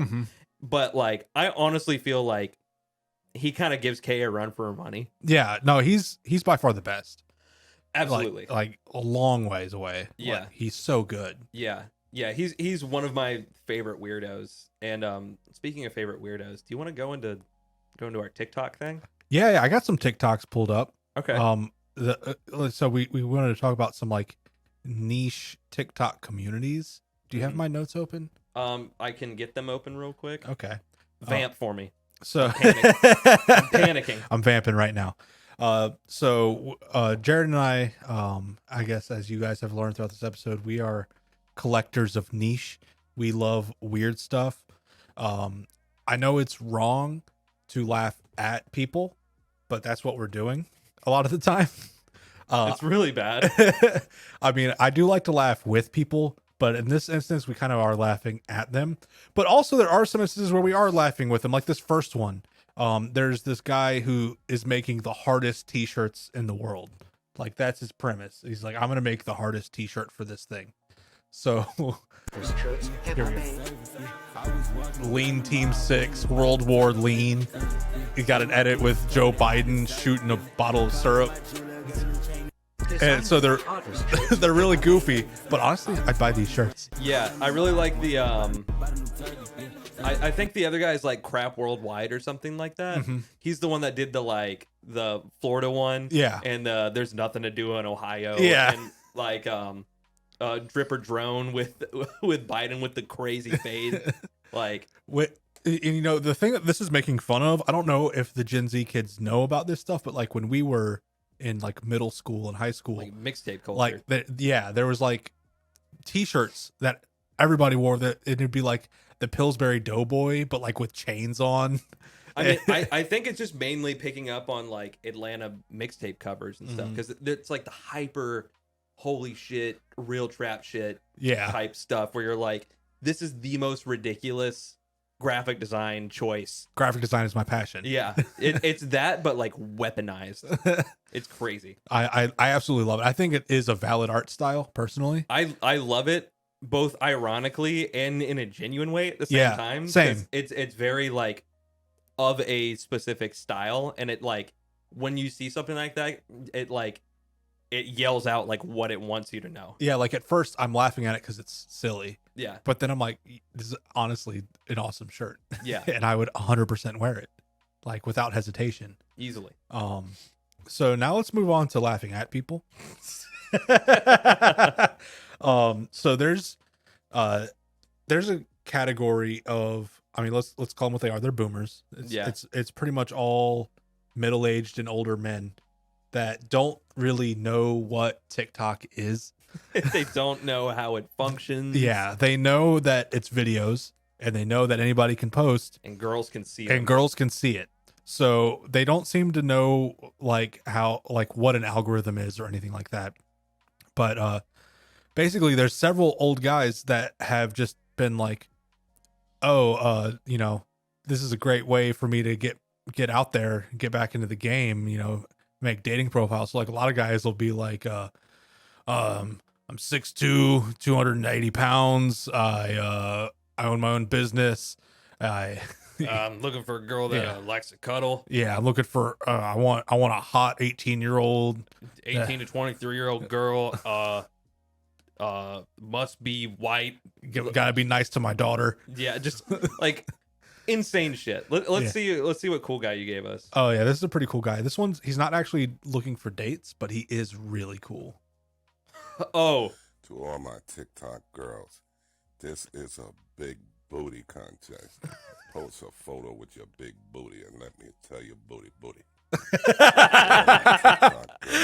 let me tell you. It's a big Booty. Booty. So this guy posts all the time. Reverend Dr. Randall B. Gillis. He's a reverend. Reverend first, doctor second. Yeah. He got his PhD in the Lord. He is awesome. Where's the one? There's one that I saved the other day that fucking killed me. He's oh my god, is that him showing off his sleep apnea mask? Yep. Hi, Randall. How are you doing? Well, I'm doing okay, you know. Sleep apnea isn't funny, but he is. Yeah. You know what? He's kind of got like a Paul Mooney vibe going on, but like not. Whoa, what's that Holy Bible one? Oh my god. Hey, TikTok friends, plug into the Bible and understand the world, and you will be a better person. Amen, amen, amen, amen. So this is the kind of example of people who don't understand what TikTok is, but they're just putting it out there. What we got here? This is a black, beautiful, show your shape challenge. If you're black and beautiful, post a picture with your This shape is like and say, he's I'm like the black, king. beautiful, and proud. He is. He's like He's just like the king of Queens Above 18. Yeah, where he's just like, show me you in a white shirt. I want to laugh. I want to laugh at your boobs bouncing. Yeah, show That'll me. be funny. Come on. And someone adjacent to these is there's like alpha males / like doms. I own this pussy. Yeah. There's like that really popular sound. It's like, this pussy belongs to me. Really popular on TikTok. So there's a bunch of these guys. This is one of my favorites. I don't actually know his name. Oh, I love Levi this dude. Davis. Sorry, Levi. We're just gonna dox you real quick. Go check out. Ladies, please don't ever interrupt me while I'm talking. Okay? Holy shit. That's some ex-girlfriend type shit. He posts stuff like this every day. Okay? Dude, yeah, I remember when I sent you one a while ago. Some ex- It was just like it's the Jeffy Dahmer glasses that really seal it. Yeah, and you know what? And it's the only a couple hundred people finding these type videos too. When I first saw him, I thought he was doing a bit, but it's become so clear that he is dead ass serious. You know what? I'm just gonna let you know. If we end up dating, ladies, I'm still gonna flirt with other chicks. Sorry. I mean, you still flirt with other guys. So, I mean, you know, I can do whatever I want. If you don't like that, there's a door. You know what I mean? You're not wrong, dude. I'm gonna go ahead and just leave a comment that says you tell him.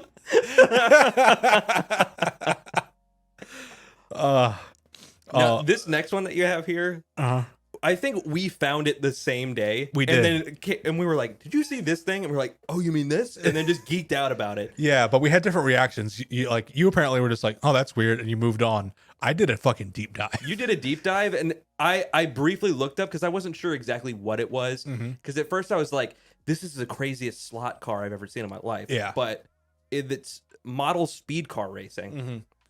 And there's like a whole, like, almost strategy to it. There's a routine to get it to go. Yeah, but it's so interesting because it's like these guys make these like they're little like model cars that are like this big, but they go like 200 miles an hour around this track. It's crazy. Yeah, they're doing like revolutions in like under 3 seconds. It's absolutely nuts. And they sound crazy too. This video is not edited. I thought it was the first time I saw it. Oh, we're by the way, we're no longer laughing at people. This is just weird. Yeah, this is cool. Yeah. So there's a guy in the middle. He's got like a cable and he's pulling it. And the engine kicks on. He has to jump up onto a pole so his legs don't get cut off. But you can see for like a split second, like one frame, you'll get the car. So like, here, I think we're about to see the speed. 330 kilometers per hour. That's insane.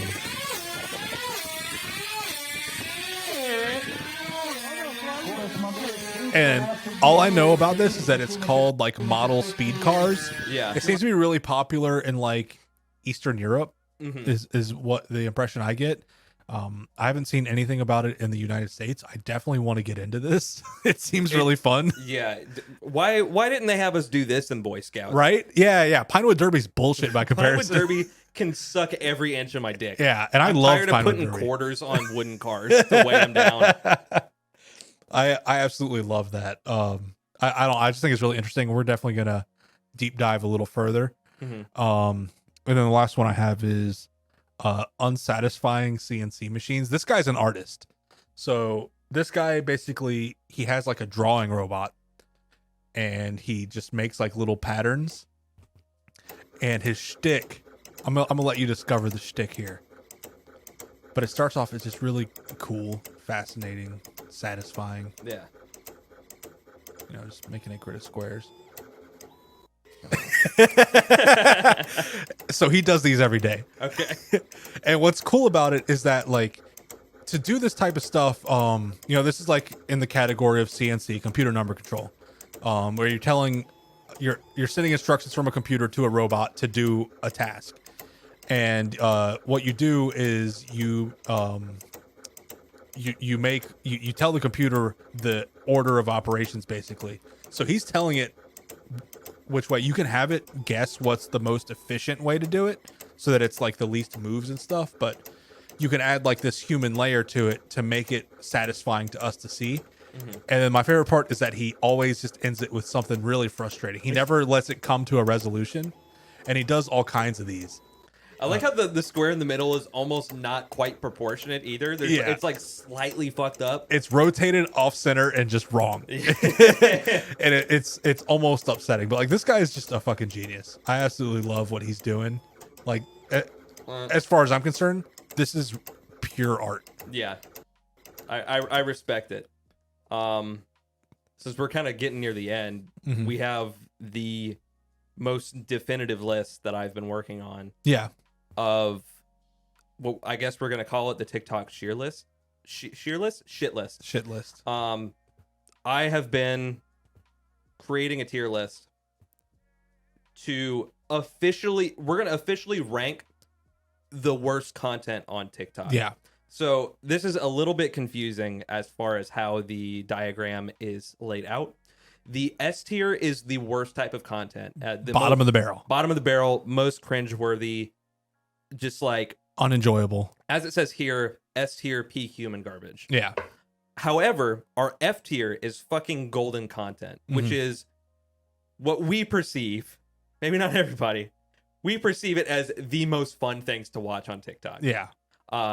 So I guess what we can do, it's kind of broken up into different types of content. Some of them are formats or sounds potentially. Some of them are people in their content, and then other things are like trends.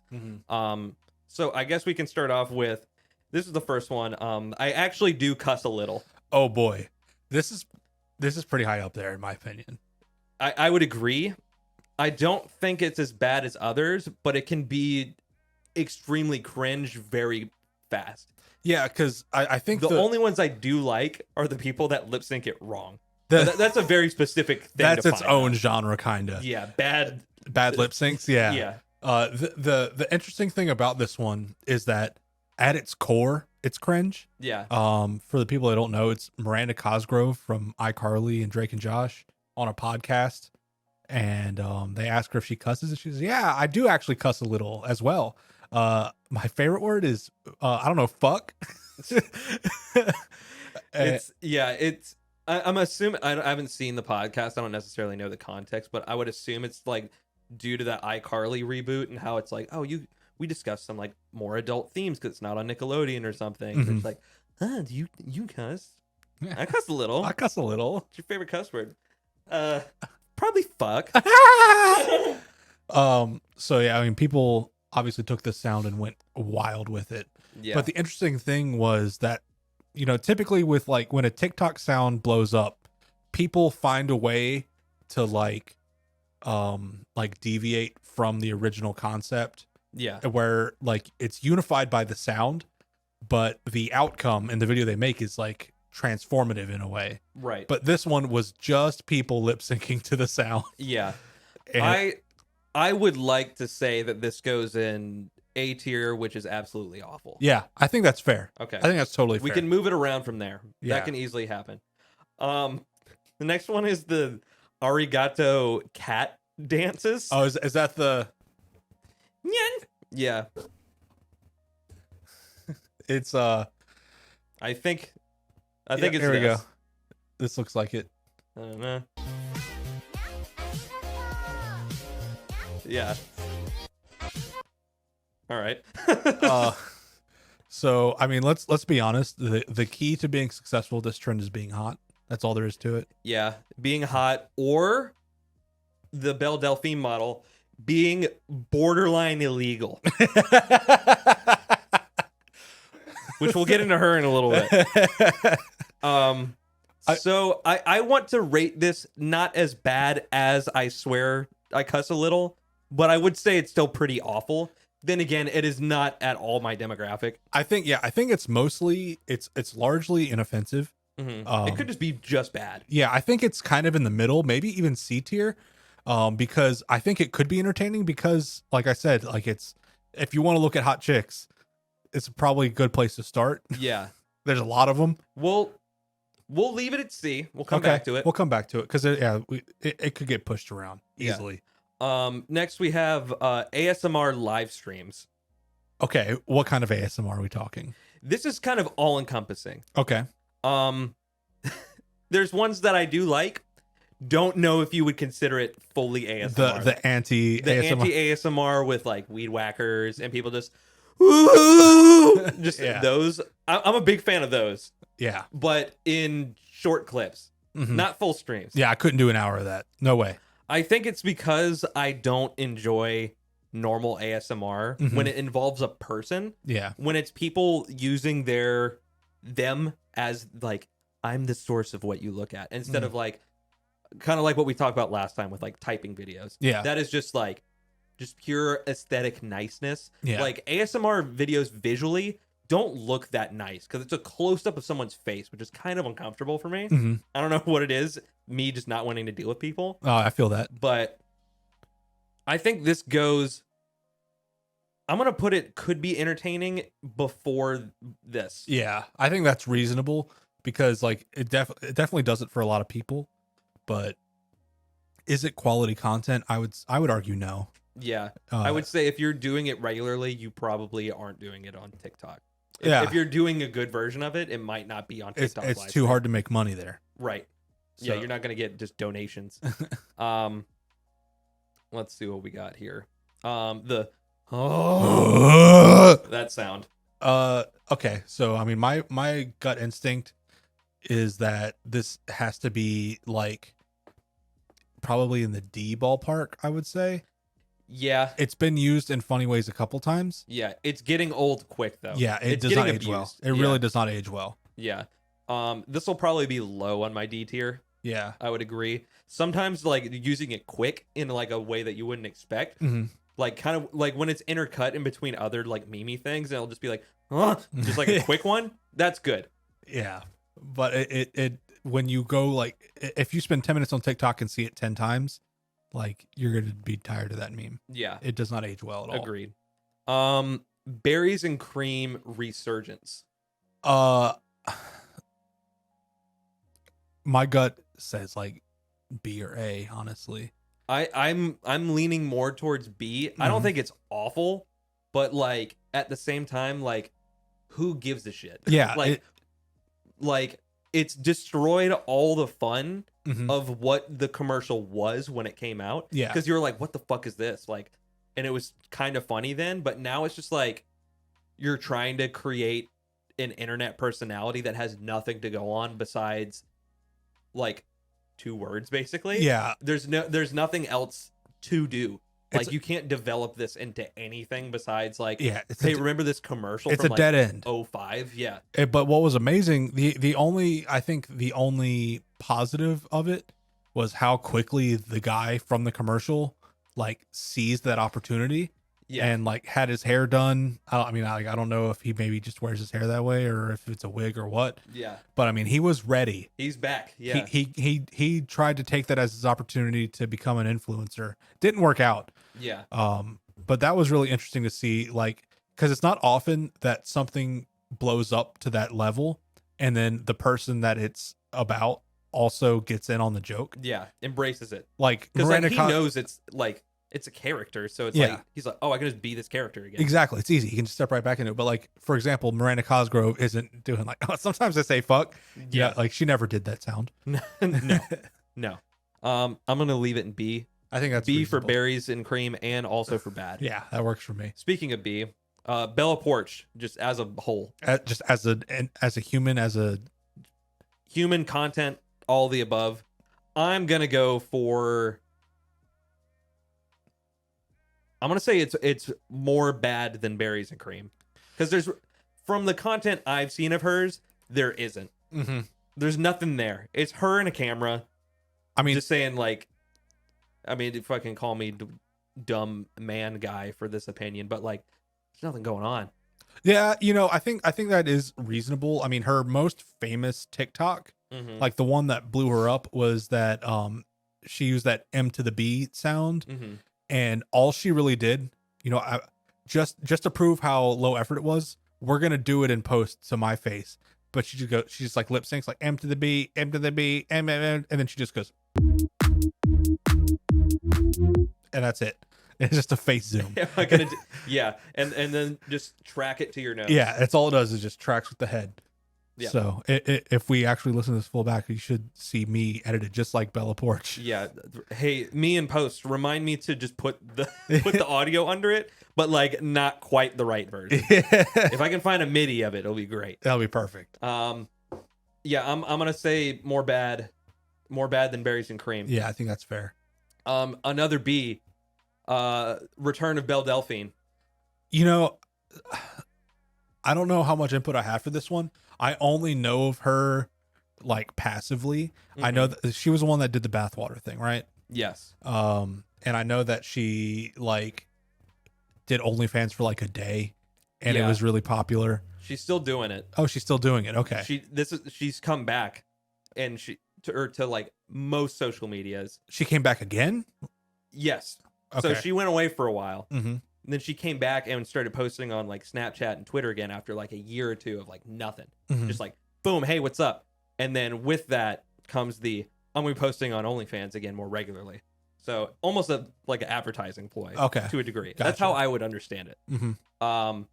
But I will say, as someone that goes on the internet, I've seen these things. And I feel like what she does now more than ever is similar to the cat shit, where it's like, look at how I can skirt the line of looking way too young. Because now she's got like braces and shit, and she's like working like the look how young I look. I don't like that. That doesn't. Because I don't think she used to, I mean, I don't know. I don't remember her having braces, but she's got braces in recent photos. So, I mean, maybe I've made this up in my head because of how she appears. But when she first got famous, she was underage, right? Yeah, maybe.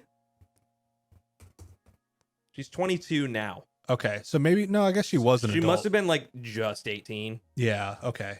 But yeah, I mean that's a little weird to like lean into the like look how young I am thing. That's kind of I mean, but it was like her thing that got her popular too. Was like, look at me.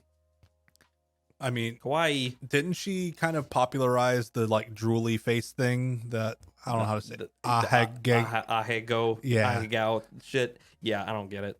But I mean, that was her, right? Like she made that a thing. I think she did a lot of it's from anime, right? Or it's from like fucking, maybe not manga, more like hentai shit. Hentai, okay. But I really I only have very cursory knowledge of this stuff, to be honest with you. Yeah. I'm gonna say it's bad. Yeah. But not as bad as berries and cream or Bella Porch. Okay, that's fair. I'm gonna put it there. Benadryl challenge. I'm gonna go with peak garbage just off the bat. Is that taking too much Benadryl? Yeah, it was just telling kids like, oh, you're gonna trip balls if you take a bunch of Benadryl, and then people were just like ODing. That's so awful. Yeah. Take about 10, 12 Benadryl. Yeah, the best sex or masturbation of your life. 4 strokes. I mean, it's That was meth. That would have been rough. But like here I am laughing at it now, but I mean, the thought of it is funny. Yeah. Because we have other things to be like, haha, funny Benadryl thing. But like the reality of like young kids being like, do this, it's fun. Yeah. Is not cool. It's like a more malicious Tide Pod thing. Yeah. That's fucked up. Yeah. So yeah, that's probably the easiest S tier that we can give right now. British memes. Is that at least our schools? Okay, Don't look like Call of Duty. Yeah. Okay, that's got to be at least E, right? I want to give it a hard E. I wouldn't say it's golden because some people kind of go overload with the like just screaming in the mic. It got played out fast. The ones that like subvert your expectations are amazing now. Mhm. The ones that'll just be like amoebas and beep noises and shit. I'm like, that's a good way to progress this genre. Absolutely. I mean, I know the first time I saw at least our schools, and it was like a anglerfish or some shit. Yeah. Like, yeah, and it wasn't like someone screaming. It was like loud, but it was more just the ridiculous accent. Well, at least our schools. Next is cleaning overload videos. These are the ones where like people like fill up their toilet with like cleaning 90 products. different cleaners. And like it just piles up in there and it's like a rainbow of chemicals. Yeah. I want to put this as debatably more awful than Cuss a Little. Yeah. Because it's promoting like what happened with your fiance mixing cleaners together. And it happened with my roommate where he put bleach and toilet cleaner in the same place. And you're like, ooh, you got to leave the house now. Yeah. Like this is going to incentivize a kid to dump all of his cleaners in the toilet and then just nuke his bathroom. I remember there being something similar to this in like the earlier days of the internet. There was like the anarchist cookbook. Mm-hmm. And one of the things was like how to grow crystals. So it was like you could put, it was like bleach and like Windex or something in your toilet. And like it basically like, and they're like, then you take a straw and you have to like get close to the water and like blow through the straw into the water. And then that'll make crystals grow. But the joke there is that you're taking deep breaths over this and it's making like chlorine gas and it'll kill you. Yeah. And apparently some kids did die in their bathrooms doing this shit, which is super fucked up. Yeah. And like, yeah, this is just like a more aesthetic version of the same thing. Yeah. Yeah. I think A is fitting. Yeah. Next we have corn drilling. I just put this, I'm going to put this worse than Bella Porch because like there's nothing to get besides broken teeth. Yeah. Might even put it in A. It's one of those things that like was definitely a popular SNL type skit at one point. Yeah. I might put this here. Yeah. I mean, I don't even know if it's that might be even be too bad. Cause like, I don't know. Thinking here? Because I think it's one of those things where like anybody with like a moderate level of intelligence can recognize you shouldn't do this. Yeah. I think. Yeah, you would hope. And like breaking a tooth isn't life threatening. Yeah. It's lame. I mean, neither is cussing. So like, yeah. Yeah, I don't know. I might just put it as just bad. Yeah, it is pretty bad. Yeah. Next we got the main man, Meals by Cooj. Coujine. Yo, I mean, fucking gold. Absolute gold. If you guys don't know about Coujine, get up with it. Yeah, he's Coujine's the shit. Grab your DCs. Yeah. Say hello to your sister for me. He's he's from Staten, Italy. And all he does is pretty much either cooks or goes to restaurants and just talks about food in a New York Italian accent. Yeah. Fucking that's 5 out of 10 Marons. Or 10 out of 5. Yeah, he's amazing. I absolutely love Coujine. Next, we're gonna have a little controversy here. All right, we got Daniel Larson, Mr. President, Mr. President himself. Fucking, there's layers. 6-factor authentication. Mr. Marathon, Mr. Don't Pay, the music legend, Roaring Thunder, slur saying, genital showing. Minor obsessed. Yeah, minor obsessed, headset wearing, unfortunate kid. Yeah, see, that's what really makes it tough. Is like there's videos of him young, Yeah. and like he grew up in like a group home and stuff, and dude's had a rough life. Yeah, he's got I don't know if it's schizophrenia or bipolar, but he's also I don't know if he is autistic. Autistic, yeah. So that's where like it's the Chris Chan factor of like it's so insane how this person can be detached from what is actually happening and not realize what is real or not. Yeah, it's like a combination of like, man, this is sad, but also occasionally genuinely funny. Yeah, which has its own problems. But then there's like the extra layer of like, although this is sad and he's been through a lot and is at a disadvantage at a core level, he's also done some things that are unforgivable. Yeah. Like no matter what, like you can't get a pass on like being attracted to minors. Yeah. It's not okay. Yeah. CP period. is not cool no matter who you are. Yeah. It's just it not will never cool. be. You can't get a pass on that. I don't, it just is how it is. Yeah. So, I mean, he has provided, I think, endless entertainment for the internet, but at what cost? At the cost of being below Kujin.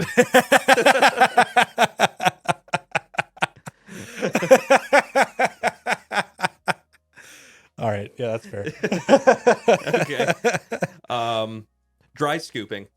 Like pre-workout. Pre-workout, yeah. I mean, this is, I guess, not as bad as mixing chemicals. Is it worse than cussing? Is it worse than cussing? No. I would say it's just low on B tier. It's a bad idea. Yeah, it's just like, who cares? It's unnecessary discomfort people put themselves through for no reward, really. Yeah. Just mix it in a little bit of water. Yeah. Drink a sludge versus just trying to suck powder down real quick. Which leads me to the next aimbot campaign, wet scooping. Wet scooping? Just drink an aimbot. Yeah. It's already wet. I'm sucking mine down in a cup right now. Like you literally can't end up with a mouthful of powder with aimbot. It's impossible. If you end up with a mouthful of powdered aimbot, we're suing you. Yeah, and it's not aimbot, so Yeah. haha. Joke's on you, idiot. Next is something that I have a personal attachment to. The hamburger song. Hamburger, cheeseburger, Big Mac, Whopper. So, amazing story about the hamburger song. I know the composer and performer of it because he was my professor in college. Which is crazy. Absolutely wild. When we would, it's kind of similar to our episode last time when we would talk about like Tuvanese music and stuff. He plays that as his first example for like Tuvan throat singing is like, check out this thing I recorded. And it's just a music video of him pulling up to a drive-through and just lip syncing his throat singing. Shout out to you, James Cunningham. Big ups. Sorry I did not go to your classes. But I will say hamburger song is high C. Yeah, it could be entertaining. Yeah. It could be. Could be. It depends on the utilization. I would say as far as college courses go, it's pretty good. Like if you have to sit through this, yeah, I would sit through that. Yeah, it's a good shocker to sit through. Next we have try not to headbang challenges. That goes. It's easy. Yeah. It was definitely more cringe than I cuss a little. Because I feel like no real metalhead is like, let me film myself listening to fucking Dying Fetus and trying not to headbang to this. As a huge metalhead and a fan of Dying Fetus, I've seen them live and I didn't even need to headbang then. Yeah. Yeah, Chris is a stoic concert goer. Yeah, he refuses to enjoy it. Well, no, that's the thing though, is I am really enjoying it. Yeah, I guys, I don't know what it is. I have no urge in my body to dance. It just doesn't happen for me. This man needs more drinks. Yeah, you get me drunk enough and I'll start. Yeah, you're moving at Loop Daddy towards the end. But yeah, like it. Sorry to all performers. Like there was one show I went to at the Freebird back when that was a thing, and it was a really small show. It was like a dubstep show, and there's probably 20 people in the whole building, But I got to be like right next to the stage, and I was having a good time because like the thing that I love most about live music is like I think performances are really cool. I like seeing the thing being done. Then I like the technology with like the lights and the video boards and stuff like that. That's what really gets me going. And there was a point at the end of the show, they started throwing shirts out into the crowd, and the dude threw a shirt directly in my face. He hit me in the face with the shirt. And then after the show, like since it was such a small show, I literally walked up to him. I was like, "Hey man, that was a great set. Like I really enjoyed it. Like, you know, thanks for coming out." And he goes, "I was trying to get you to fucking dance the entire time. I was like doing the show for you. What's your problem, man?" Like, I'm sorry. Yeah, I was like, I literally was like, "Sorry, dude, I'm just not that guy. I just don't dance." I really, I genuinely enjoyed it. Like that's why I came up to you. I had a good time. Yeah.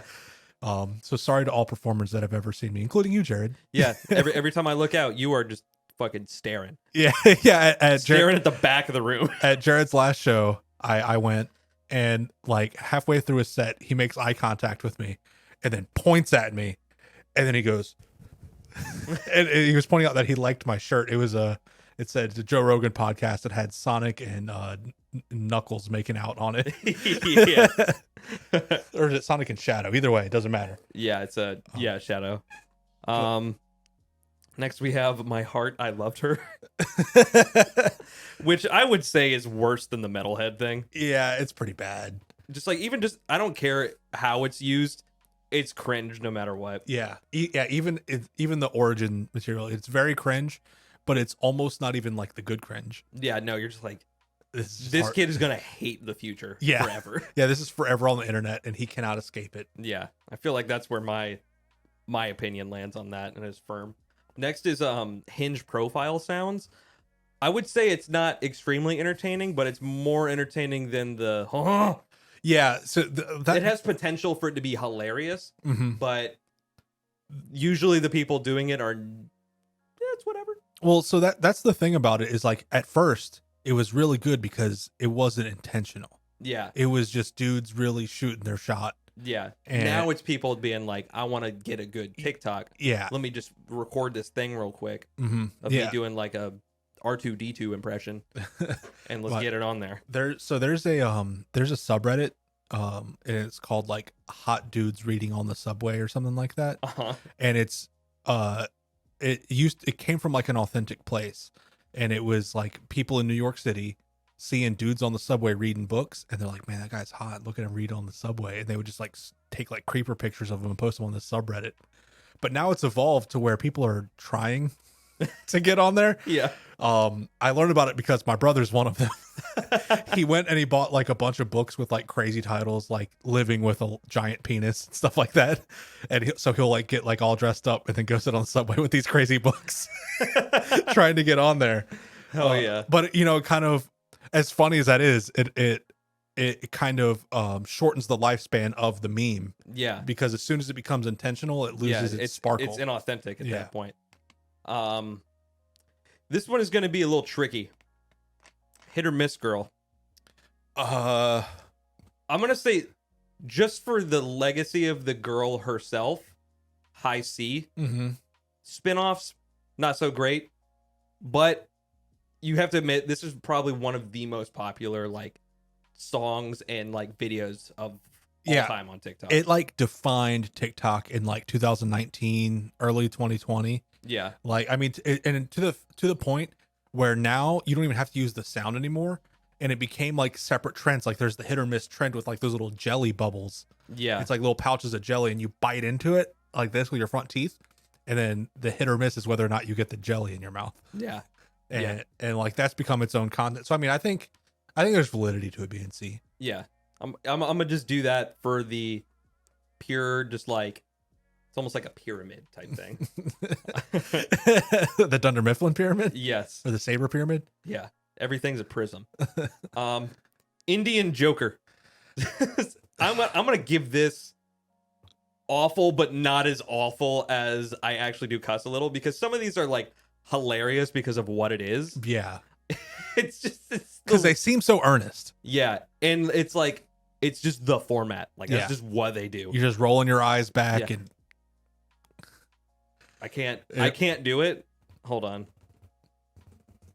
Let me just get one real quick for you. It's so weird.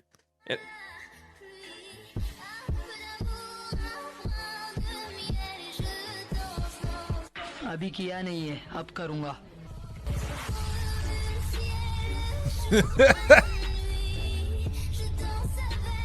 Don't even got him framed.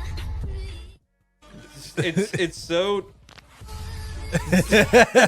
like, what the fuck? It doesn't make any sense. I don't. Yeah, I don't understand it. Low A. I don't know if I want to understand it. A for effort though. Yeah. Kanye East.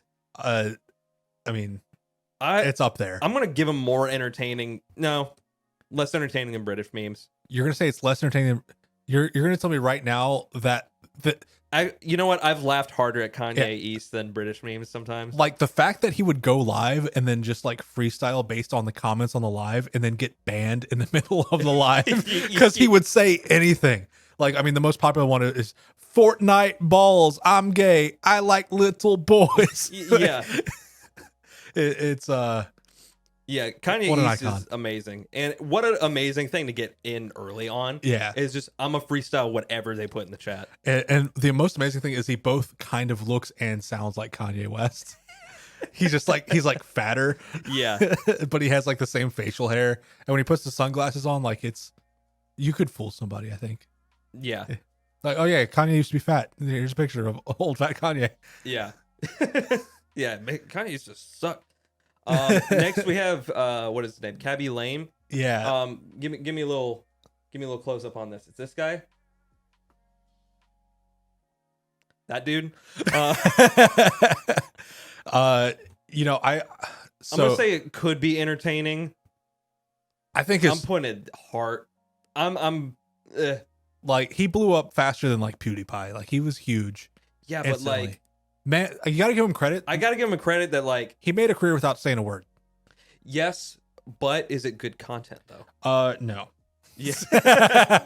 That's why I'm putting him just under ASMR streams. Yeah, it's like up there with like not getting the joke. Yeah. Yeah. Yep. Kiki Dance.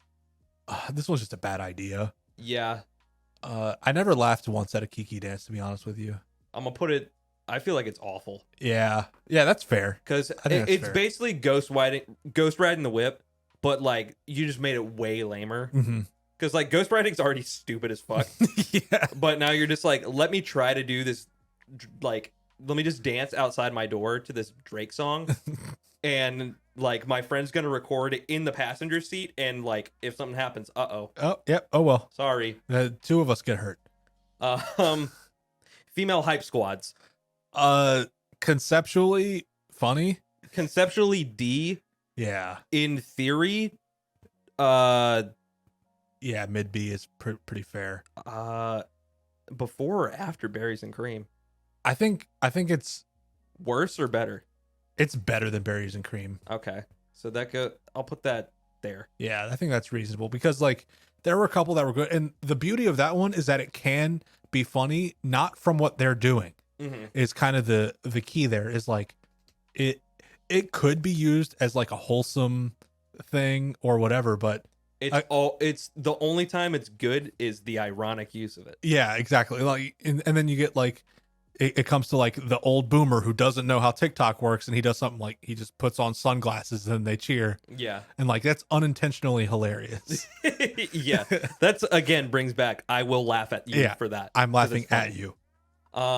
Devious Licks it's going under Benadryl. Yeah. It has to. Because that as funny as some of them were, it is bad for society. Yes. However, due to the awfulness of Devious Licks, we did get the opposite version where people were doing high class bathrooms. That was cool. That was hilarious, even though it still got people in trouble and got their shit stolen by administrations, not by kids. That's rough. But yeah, but that shit was funny when they would have like an upright bass player in the bathroom and shit, and they'd have like carpet and shit. That's so funny. Devious Licks got out of control though, because there was a point where they were like stealing the whole bathroom stall. It wasn't just like taking the paper towels anymore.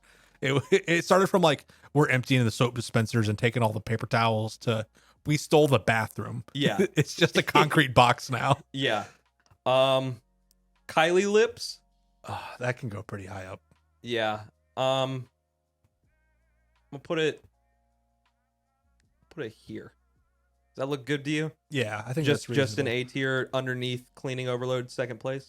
Yeah, because you can, it can have. I'm sure there are some negative effects you could have from it. Yeah. And like it's honestly, I mean, I understand people wanting to look the way that they want to look or whatever, but like it's kind of sad seeing like 17-year-olds getting lip filler. Yeah. Because Yeah. that's, I have friends that do it that like they don't need it. Yeah. You look great how you are. Don't inject yourself full of fucking Botox and plastic and shit. Yeah, and I don't even want to make it about like body positivity necessarily, but like once you start, you can't really stop. Yeah. Like- You just look shiny. Yeah, you're gonna stretch your skin out, and then you're gonna have shitty lips when you're 40. You're gonna, yeah, you're not gonna be able to talk right because they're just gonna be flapping. Yeah. Mike Cara here. Mike Cara here. I mean, he's pretty high up. I want to give him low E. Yeah. Or sorry, low down. Sorry. Yeah. Yeah. Not as entertaining as British memes sometimes, but a good Mike Cara video when he does pop up really does make my day. And again, the beauty of it is that he's not funny in the way he's intending to be. Yeah. He's funny as in like you're watching a video and you're like, oh shit, Mike Cara's here. Yeah. That's easy. Yeah. Milk crate challenge. High.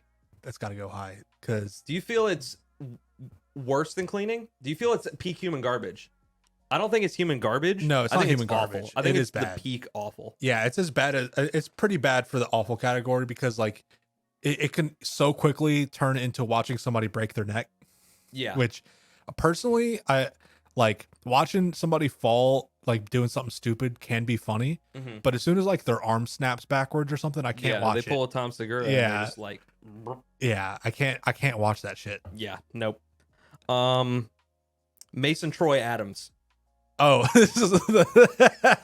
he's kind of amazing. Yeah. So, and we discussed this the other day when I was like, "Do you know Mason Troy Adams?" Mason Troy Adams, the original video is, in my opinion, exponentially funnier than anything has been used on TikTok. 100%. So that is why my reasoning could be entertaining, but high up on could be entertaining. Yeah. Just due to the source material. Absolutely. I think that's fair. Yeah. Because it is really like he's basically just being defiant to his mother. Yeah, just fuck you, mom. Yeah. Like that's hilarious. But yeah, the whole like making him Bart Simpson stuff is just yeah. Yeah. That's like the Peter Griffin memes where it's like a political meme and then Peter Griffin explains it at the bottom. Yeah. It's that tier. Right. PS5 thought posting. I didn't know what to call these besides that. Just the me or the PS5 format. Yeah. I want to give it bad underneath corn drilling, but above Bella Porsche. Yeah, it's very vapid. It's 1 inch deep. Yeah, it's just like, haha, boys play video games. Why don't you want to fuck me? Yeah. Why? Yeah, you could be fucking me right now. It's like, I don't want to. Yeah, FIFA's awesome. I'm trying to play the new Spider-Man and chat with the boys. Yeah, like leave me alone. Fortnite's free and it's better than you. Quandale Dingle. I mean, that's got to be at least E. Yes, I would say it's low E because I like Quandale Dingle, the theory, more than the content. The content's just like Quandale Dingle here. Yeah, those are dumb. But Quandale Dingle as a personified thing, yeah, amazing. Quandale Dingle getting shout outs. Yeah, getting amazing. Quandale's World. Quandale's World. Yeah, like that shit is incredible. Yeah. Which even relates back to like Daniel Larson shit where you're like, Quandale Dingle is trying to kill me. Yeah. And you're like, no, Daniel. Yeah, Daniel, you should spend some time looking at TikTok. Stop posting and just look. Yeah. You'll learn so much. Daniel, this is a call out to you. Yeah. Please watch TikTok. This one's probably going to be a little bit too personal for me, but sea shanties, I fucking hate them. I hate them. They're so, like, I don't even know why. It's like, it's a visceral reaction of like, I don't understand why I hate them as much as I do. I think it's like it's like the same comparison as like motherfuckers that listen to like electro swing. Like I hate it. It's fedora as fuck. It is very fedora, and I think the thing about it is that it's also kind of like a look at me, look how talented I am kind of thing. Yes. Because there are some genuinely good singers doing sea shanties. Yeah. Like technically good but it's singers. like just sing a song. Yeah. Sea shanty. Fuck. Are you a pirate? Are you the dude from Yeah. Dodgeball? Are you Steve the 400 years old? Yeah. For that reason, I think it's worse than corn drilling. Yeah, I think so. I think that's fair. Silhouette challenge. It's just thirst traps. It's thirst traps, but I would say that it's awful in the sense that it gave pedophiles a reason to abuse and re-edit videos because they would lift exposures up and be like, yeah. I can see the boobies. I cannot tell you how many of those I would do the long tap on and click not interested because like it freaked me out that they were ending up on my For You page. Yeah. I didn't like it. Do you feel they're under Kiki Dance but above I Do Cuss a Little? Do you feel they belong higher on this I list? think they need to go higher because of the CP implications. What about here? And yeah, I think that's fair. Just under cleaning overload? The thing about it is that it's like the people making the challenges aren't human garbage. Yeah. It's how it gets exploited that makes it human garbage. Yeah. Yeah, I agree with that. Sussy Baka. Oh, obviously F, right? I'm gonna give it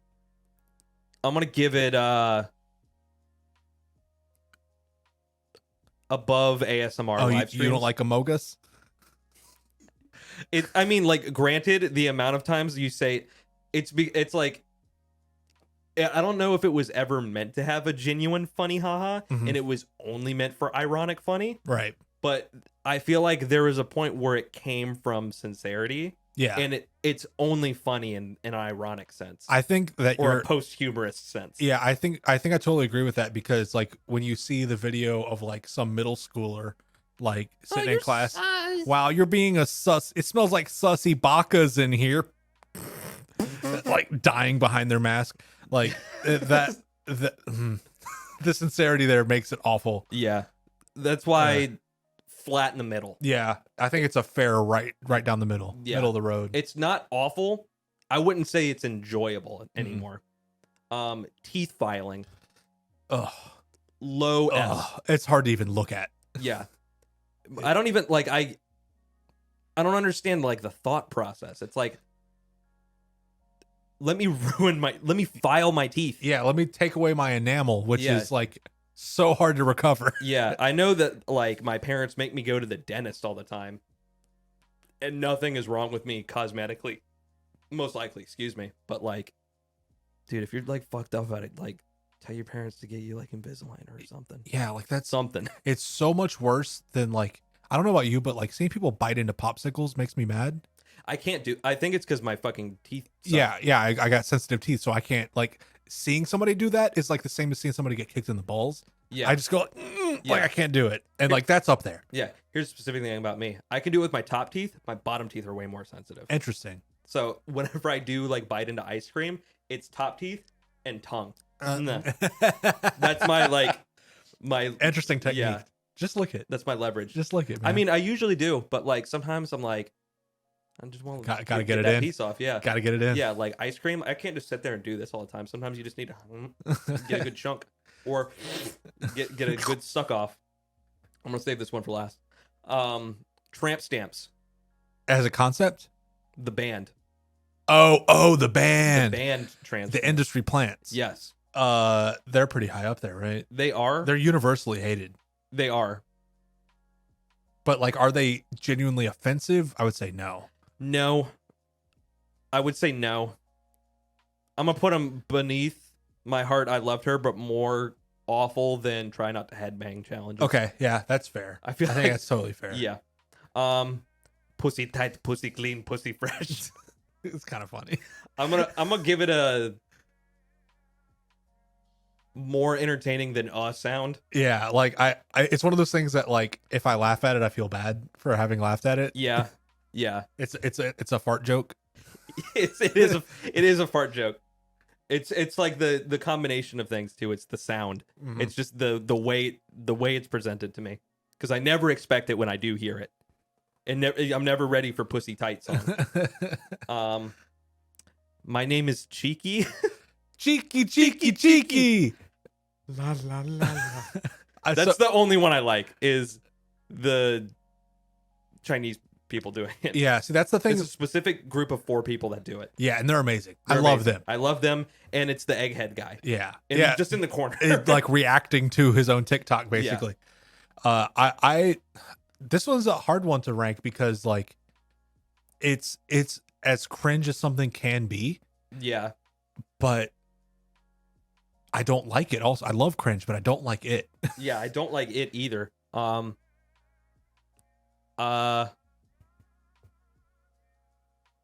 Do you feel a fair assessment would be worse than Kiki Dance? Yeah, I think it is worse than Okay, Kiki. worse than Kiki, not It's as bad not. as headbanging. It's not worse than that. It's crazy how the headbanging challenge has been like an anchor for so many things. Yeah, you're like, this is kind of definitively where this belongs. Wasting food videos. S tier, right? It's pretty bad. Because it's never been funny. It's never funny. It's not good content. It's wasteful. It's not entertaining. It's nothing. It's Yeah. literally wasting food just to be like, look at this food I'm wasting. It is like the definition of like, I'm 6 years old and this is hilarious. Yeah. Yeah, it's just children. It's just like stimulate content. Mhm. Haha. Yeah. Put the milk in the cereal. Yeah. More butter. And it's always that dude. And he sounds like that, and I have to make fun of his voice. Batman. Numbers. I can't remember the numbers, but our man Batman. I love this kid. I love him more than Kujin. Yeah, I think I might love him more than Kujin because his content has more dimension than Kujin. I love Kujin to death, but it's kind of one note. Yeah. But it's a good one. But Batman, he reacts to so many things. Yeah. And you never know where he's going. You never. It's impossible to predict where Batman is going to go with something. Yeah. Let me try to get a Batman video real quick. Batman. I think it's 8142. Oh, speaking of food wasting. Perfect. Cereal and milk like a cinnamon toast crunch that you eating breakfast of cereals. And the next one you eat at breakfast is having a hash brown and eggs and sausage. And also breakfast crunch wrap from Taco Bell. And then also next one you eating is a sausage egg muffin from McDonald's. Drinking the frappe, drinking the coffee, drinking up a chocolate mocha coffee of a latte. Yeah, definitely this is the interesting. You drinking Starbucks coffee or frappuccino. And then that'll be a thumbs up for that thing. Shall we? I love him so much. I really love Batman. I mean, he's up there. He's every time I get a Batman video, I'm like, I love it. Yeah. I love every video I get from him. Yeah, he has such a unique way with words. Yeah, like truly. Yes, and you were in a TikTok live with him. I did actually get into a TikTok live with him, and it was me and 3 other people, or it was 3 people and Batman. There's like a 4-person grid, and he was playing songs and then reacting to the songs, and it like I don't like laughing at Batman. Yeah, no, he's I love so Batman. nice. Yeah. I love Batman. But like he would play a song and he'd be like, yeah, this is actually a really good song as well, actually. And then the person next to him would repeat it verbatim and it would go down the line. So we would all say like, this song was actually really good. Actually, I like that one as well. And it was a great moment for me because I felt connected to Batman. Yeah. And it was like when we had that other dude that we hopped into, the dude that was getting bullied, and we became his first sponsor. Oh yeah. Yeah. Oh man, I wish I could remember his name. We'll have to find him. Yeah.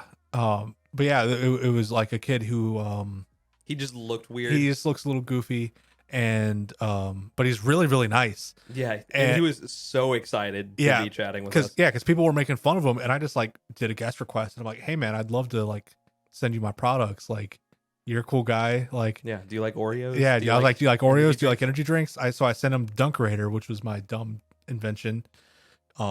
And I sent him some aimbots, and he was so thankful and so nice, and he gave us so many shout outs. Yeah.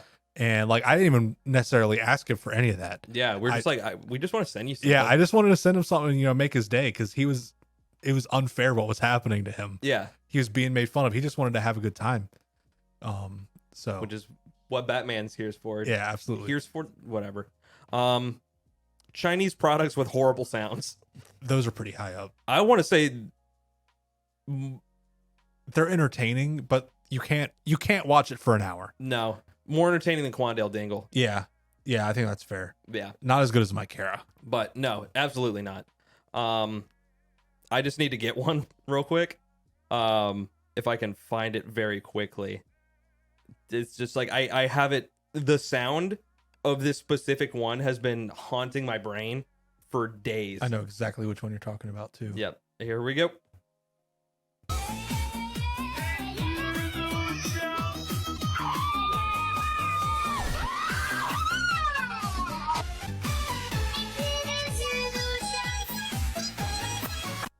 And like, just the idea, like, could you imagine meeting somebody that misted milk all over themselves? Like, what they would smell like? It's like milk and sake that she's putting in that thing. I don't understand. Like, it would go bad. Like, on a day like today, you spend an hour outside and you're gonna smell like fucking spoiled milk. Jeez. All right. And the piece de resistance, the magnum opus of influencers, Creator Tim, aka Orion Universe. Love Orion. Top tier. Number one. Number one. He is the best influencer on TikTok. Period. I have a shirt with him on it. Yeah. Let me go to my personal Twitter real quick. Oh my god, I got some things on my stuff. I gotta find the picture of him, or the picture of me with him. But it was one of the best investments ever. Was buying his merchandise just so I can have this shirt. Yeah. It's so worth it. Like, we love Tim. I genuinely watch everything Tim uploads. I do too. I'm sorry, Orion. He goes by Orion now. We cannot call him Tim. Yeah, don't call him Tim. He doesn't like it. His name is Orion. I follow him on every platform.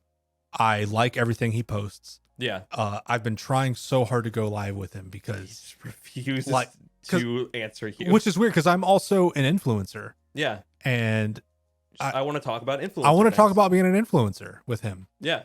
Because I think regardless of what you think about Orion, he has proven that he knows how to build an audience. Yeah. He's done it at least twice that we know of. Yeah. Whether he understands what exactly people are coming for, he's doing is up to question. Yeah. But regardless, people search to find his content. Absolutely. I mean, there was a point where he blocked me because I told him he shouldn't cuss. And I was heartbroken. I mean, I think you remember. I was genuinely heartbroken. I would text you links so you could go on your alt account to look at them. Yeah. Orion, we love you, man. Yes, Orion, Tim, Kara. Yeah, this is all the above, all encompassing of the Orion Universe brand. We want to sponsor you. This podcast is nothing but a love letter to Orion, yes. As far as I'm concerned. Yes, even though he still refused to let you join. He literally ignores me. It's crazy. He straight up ignores me. He ignores you, and that is why I said you need to make a catfish profile, because he does not ignore women. That's true. Today on his live, I put like, "Hey Orion, you're my favorite influencer." He read that out loud and acknowledged it. Yeah. And then I said, "Hey, let's go live together. I want to talk about being an influencer. I'm also an influencer." And if he clicked on my profile, he would see that I have more followers than him. Yeah. Like, I'm, by his standards, I am an influencer. Yeah. And I would say in total, you have more views than him collectively, too. I might, which is its own kind of weird. Yeah. But then, somebody with a profile picture of a female whose username was making fun of Tim. Yeah. And he was, hi. Yeah. So, I mean, you're probably right. That's probably how I can get into him. Yeah. But it'll take some time. But then he'll be mad when I answer and it's me. So, this is my sister's profile. I just wanted to talk real quick. She's an influencer too. No videos on the profile. All right, so this looks like it's the definitive list. Peak human garbage being Benadryl challenge number 1, devious licks number 2, teeth filing number 3, wasting food number 4. For a absolutely awful tier, we have milk crate challenge, cleaning overload, silhouette challenge, Kylie lips, my heart I loved her, tramp stamps, headbang challenge, which I love that just cemented itself right there. My name is Cheeky, Kiki dance. I actually do cuss a little. Indian Joker, B tier for the bad tier, sea shanties, corn drilling, PS5 thought posting, Bella Porch, berries and cream, female hype squad, Belle Delphine, dry scooping, could be entertaining, C tier, hit or miss girl, Mason Troy Adams, hamburger song, Sussy Baka, ASMR live streams, Arigato challenge. D for dang I actually like this, hinge sounds, pussy tight, pussy clean, pussy fresh, not to be confused with Tim Allen. E entertaining tier, Kanye East, British memes, Mike Kara, Chinese products with horrible music, Quandale Dingle. And then the F tier, we got Tim, Batman, Kujin, and Daniel Larson. I think I feel like definitive. That's definitive, and if you don't believe it, you can fucking fight me. Yeah, in the comments. I dare you. In the comments, yeah. We'll put the link to this somewhere. Yeah. And make your own tier list. Find out what's worse for you. Yeah. Hell yeah, we've talked so fucking long. Yeah, now. this every time we always do it longer than we mean to. Yeah, 200%. Yeah, 200% longer than we expected to, but that's okay. So, that was another episode of Talking About Shiznit. We talked about a lot of Shiznit today. We did. We covered a lot of Shiznit today. Yeah. So follow us everywhere at drinkaimbot. That's on every platform. Mm-hmm. Aimbot.energy or aimbot.energy.com. linktr.ee/drinkaimbot if you want to find everything in one place. Feel free to send us your TwitterNet questions at drinkaimbot on Twitter or in our Discord, which you can find at our link tree. Yep. Oh yeah. Cool. Thanks, guys. Bye. Okay, bye. Okay, bye.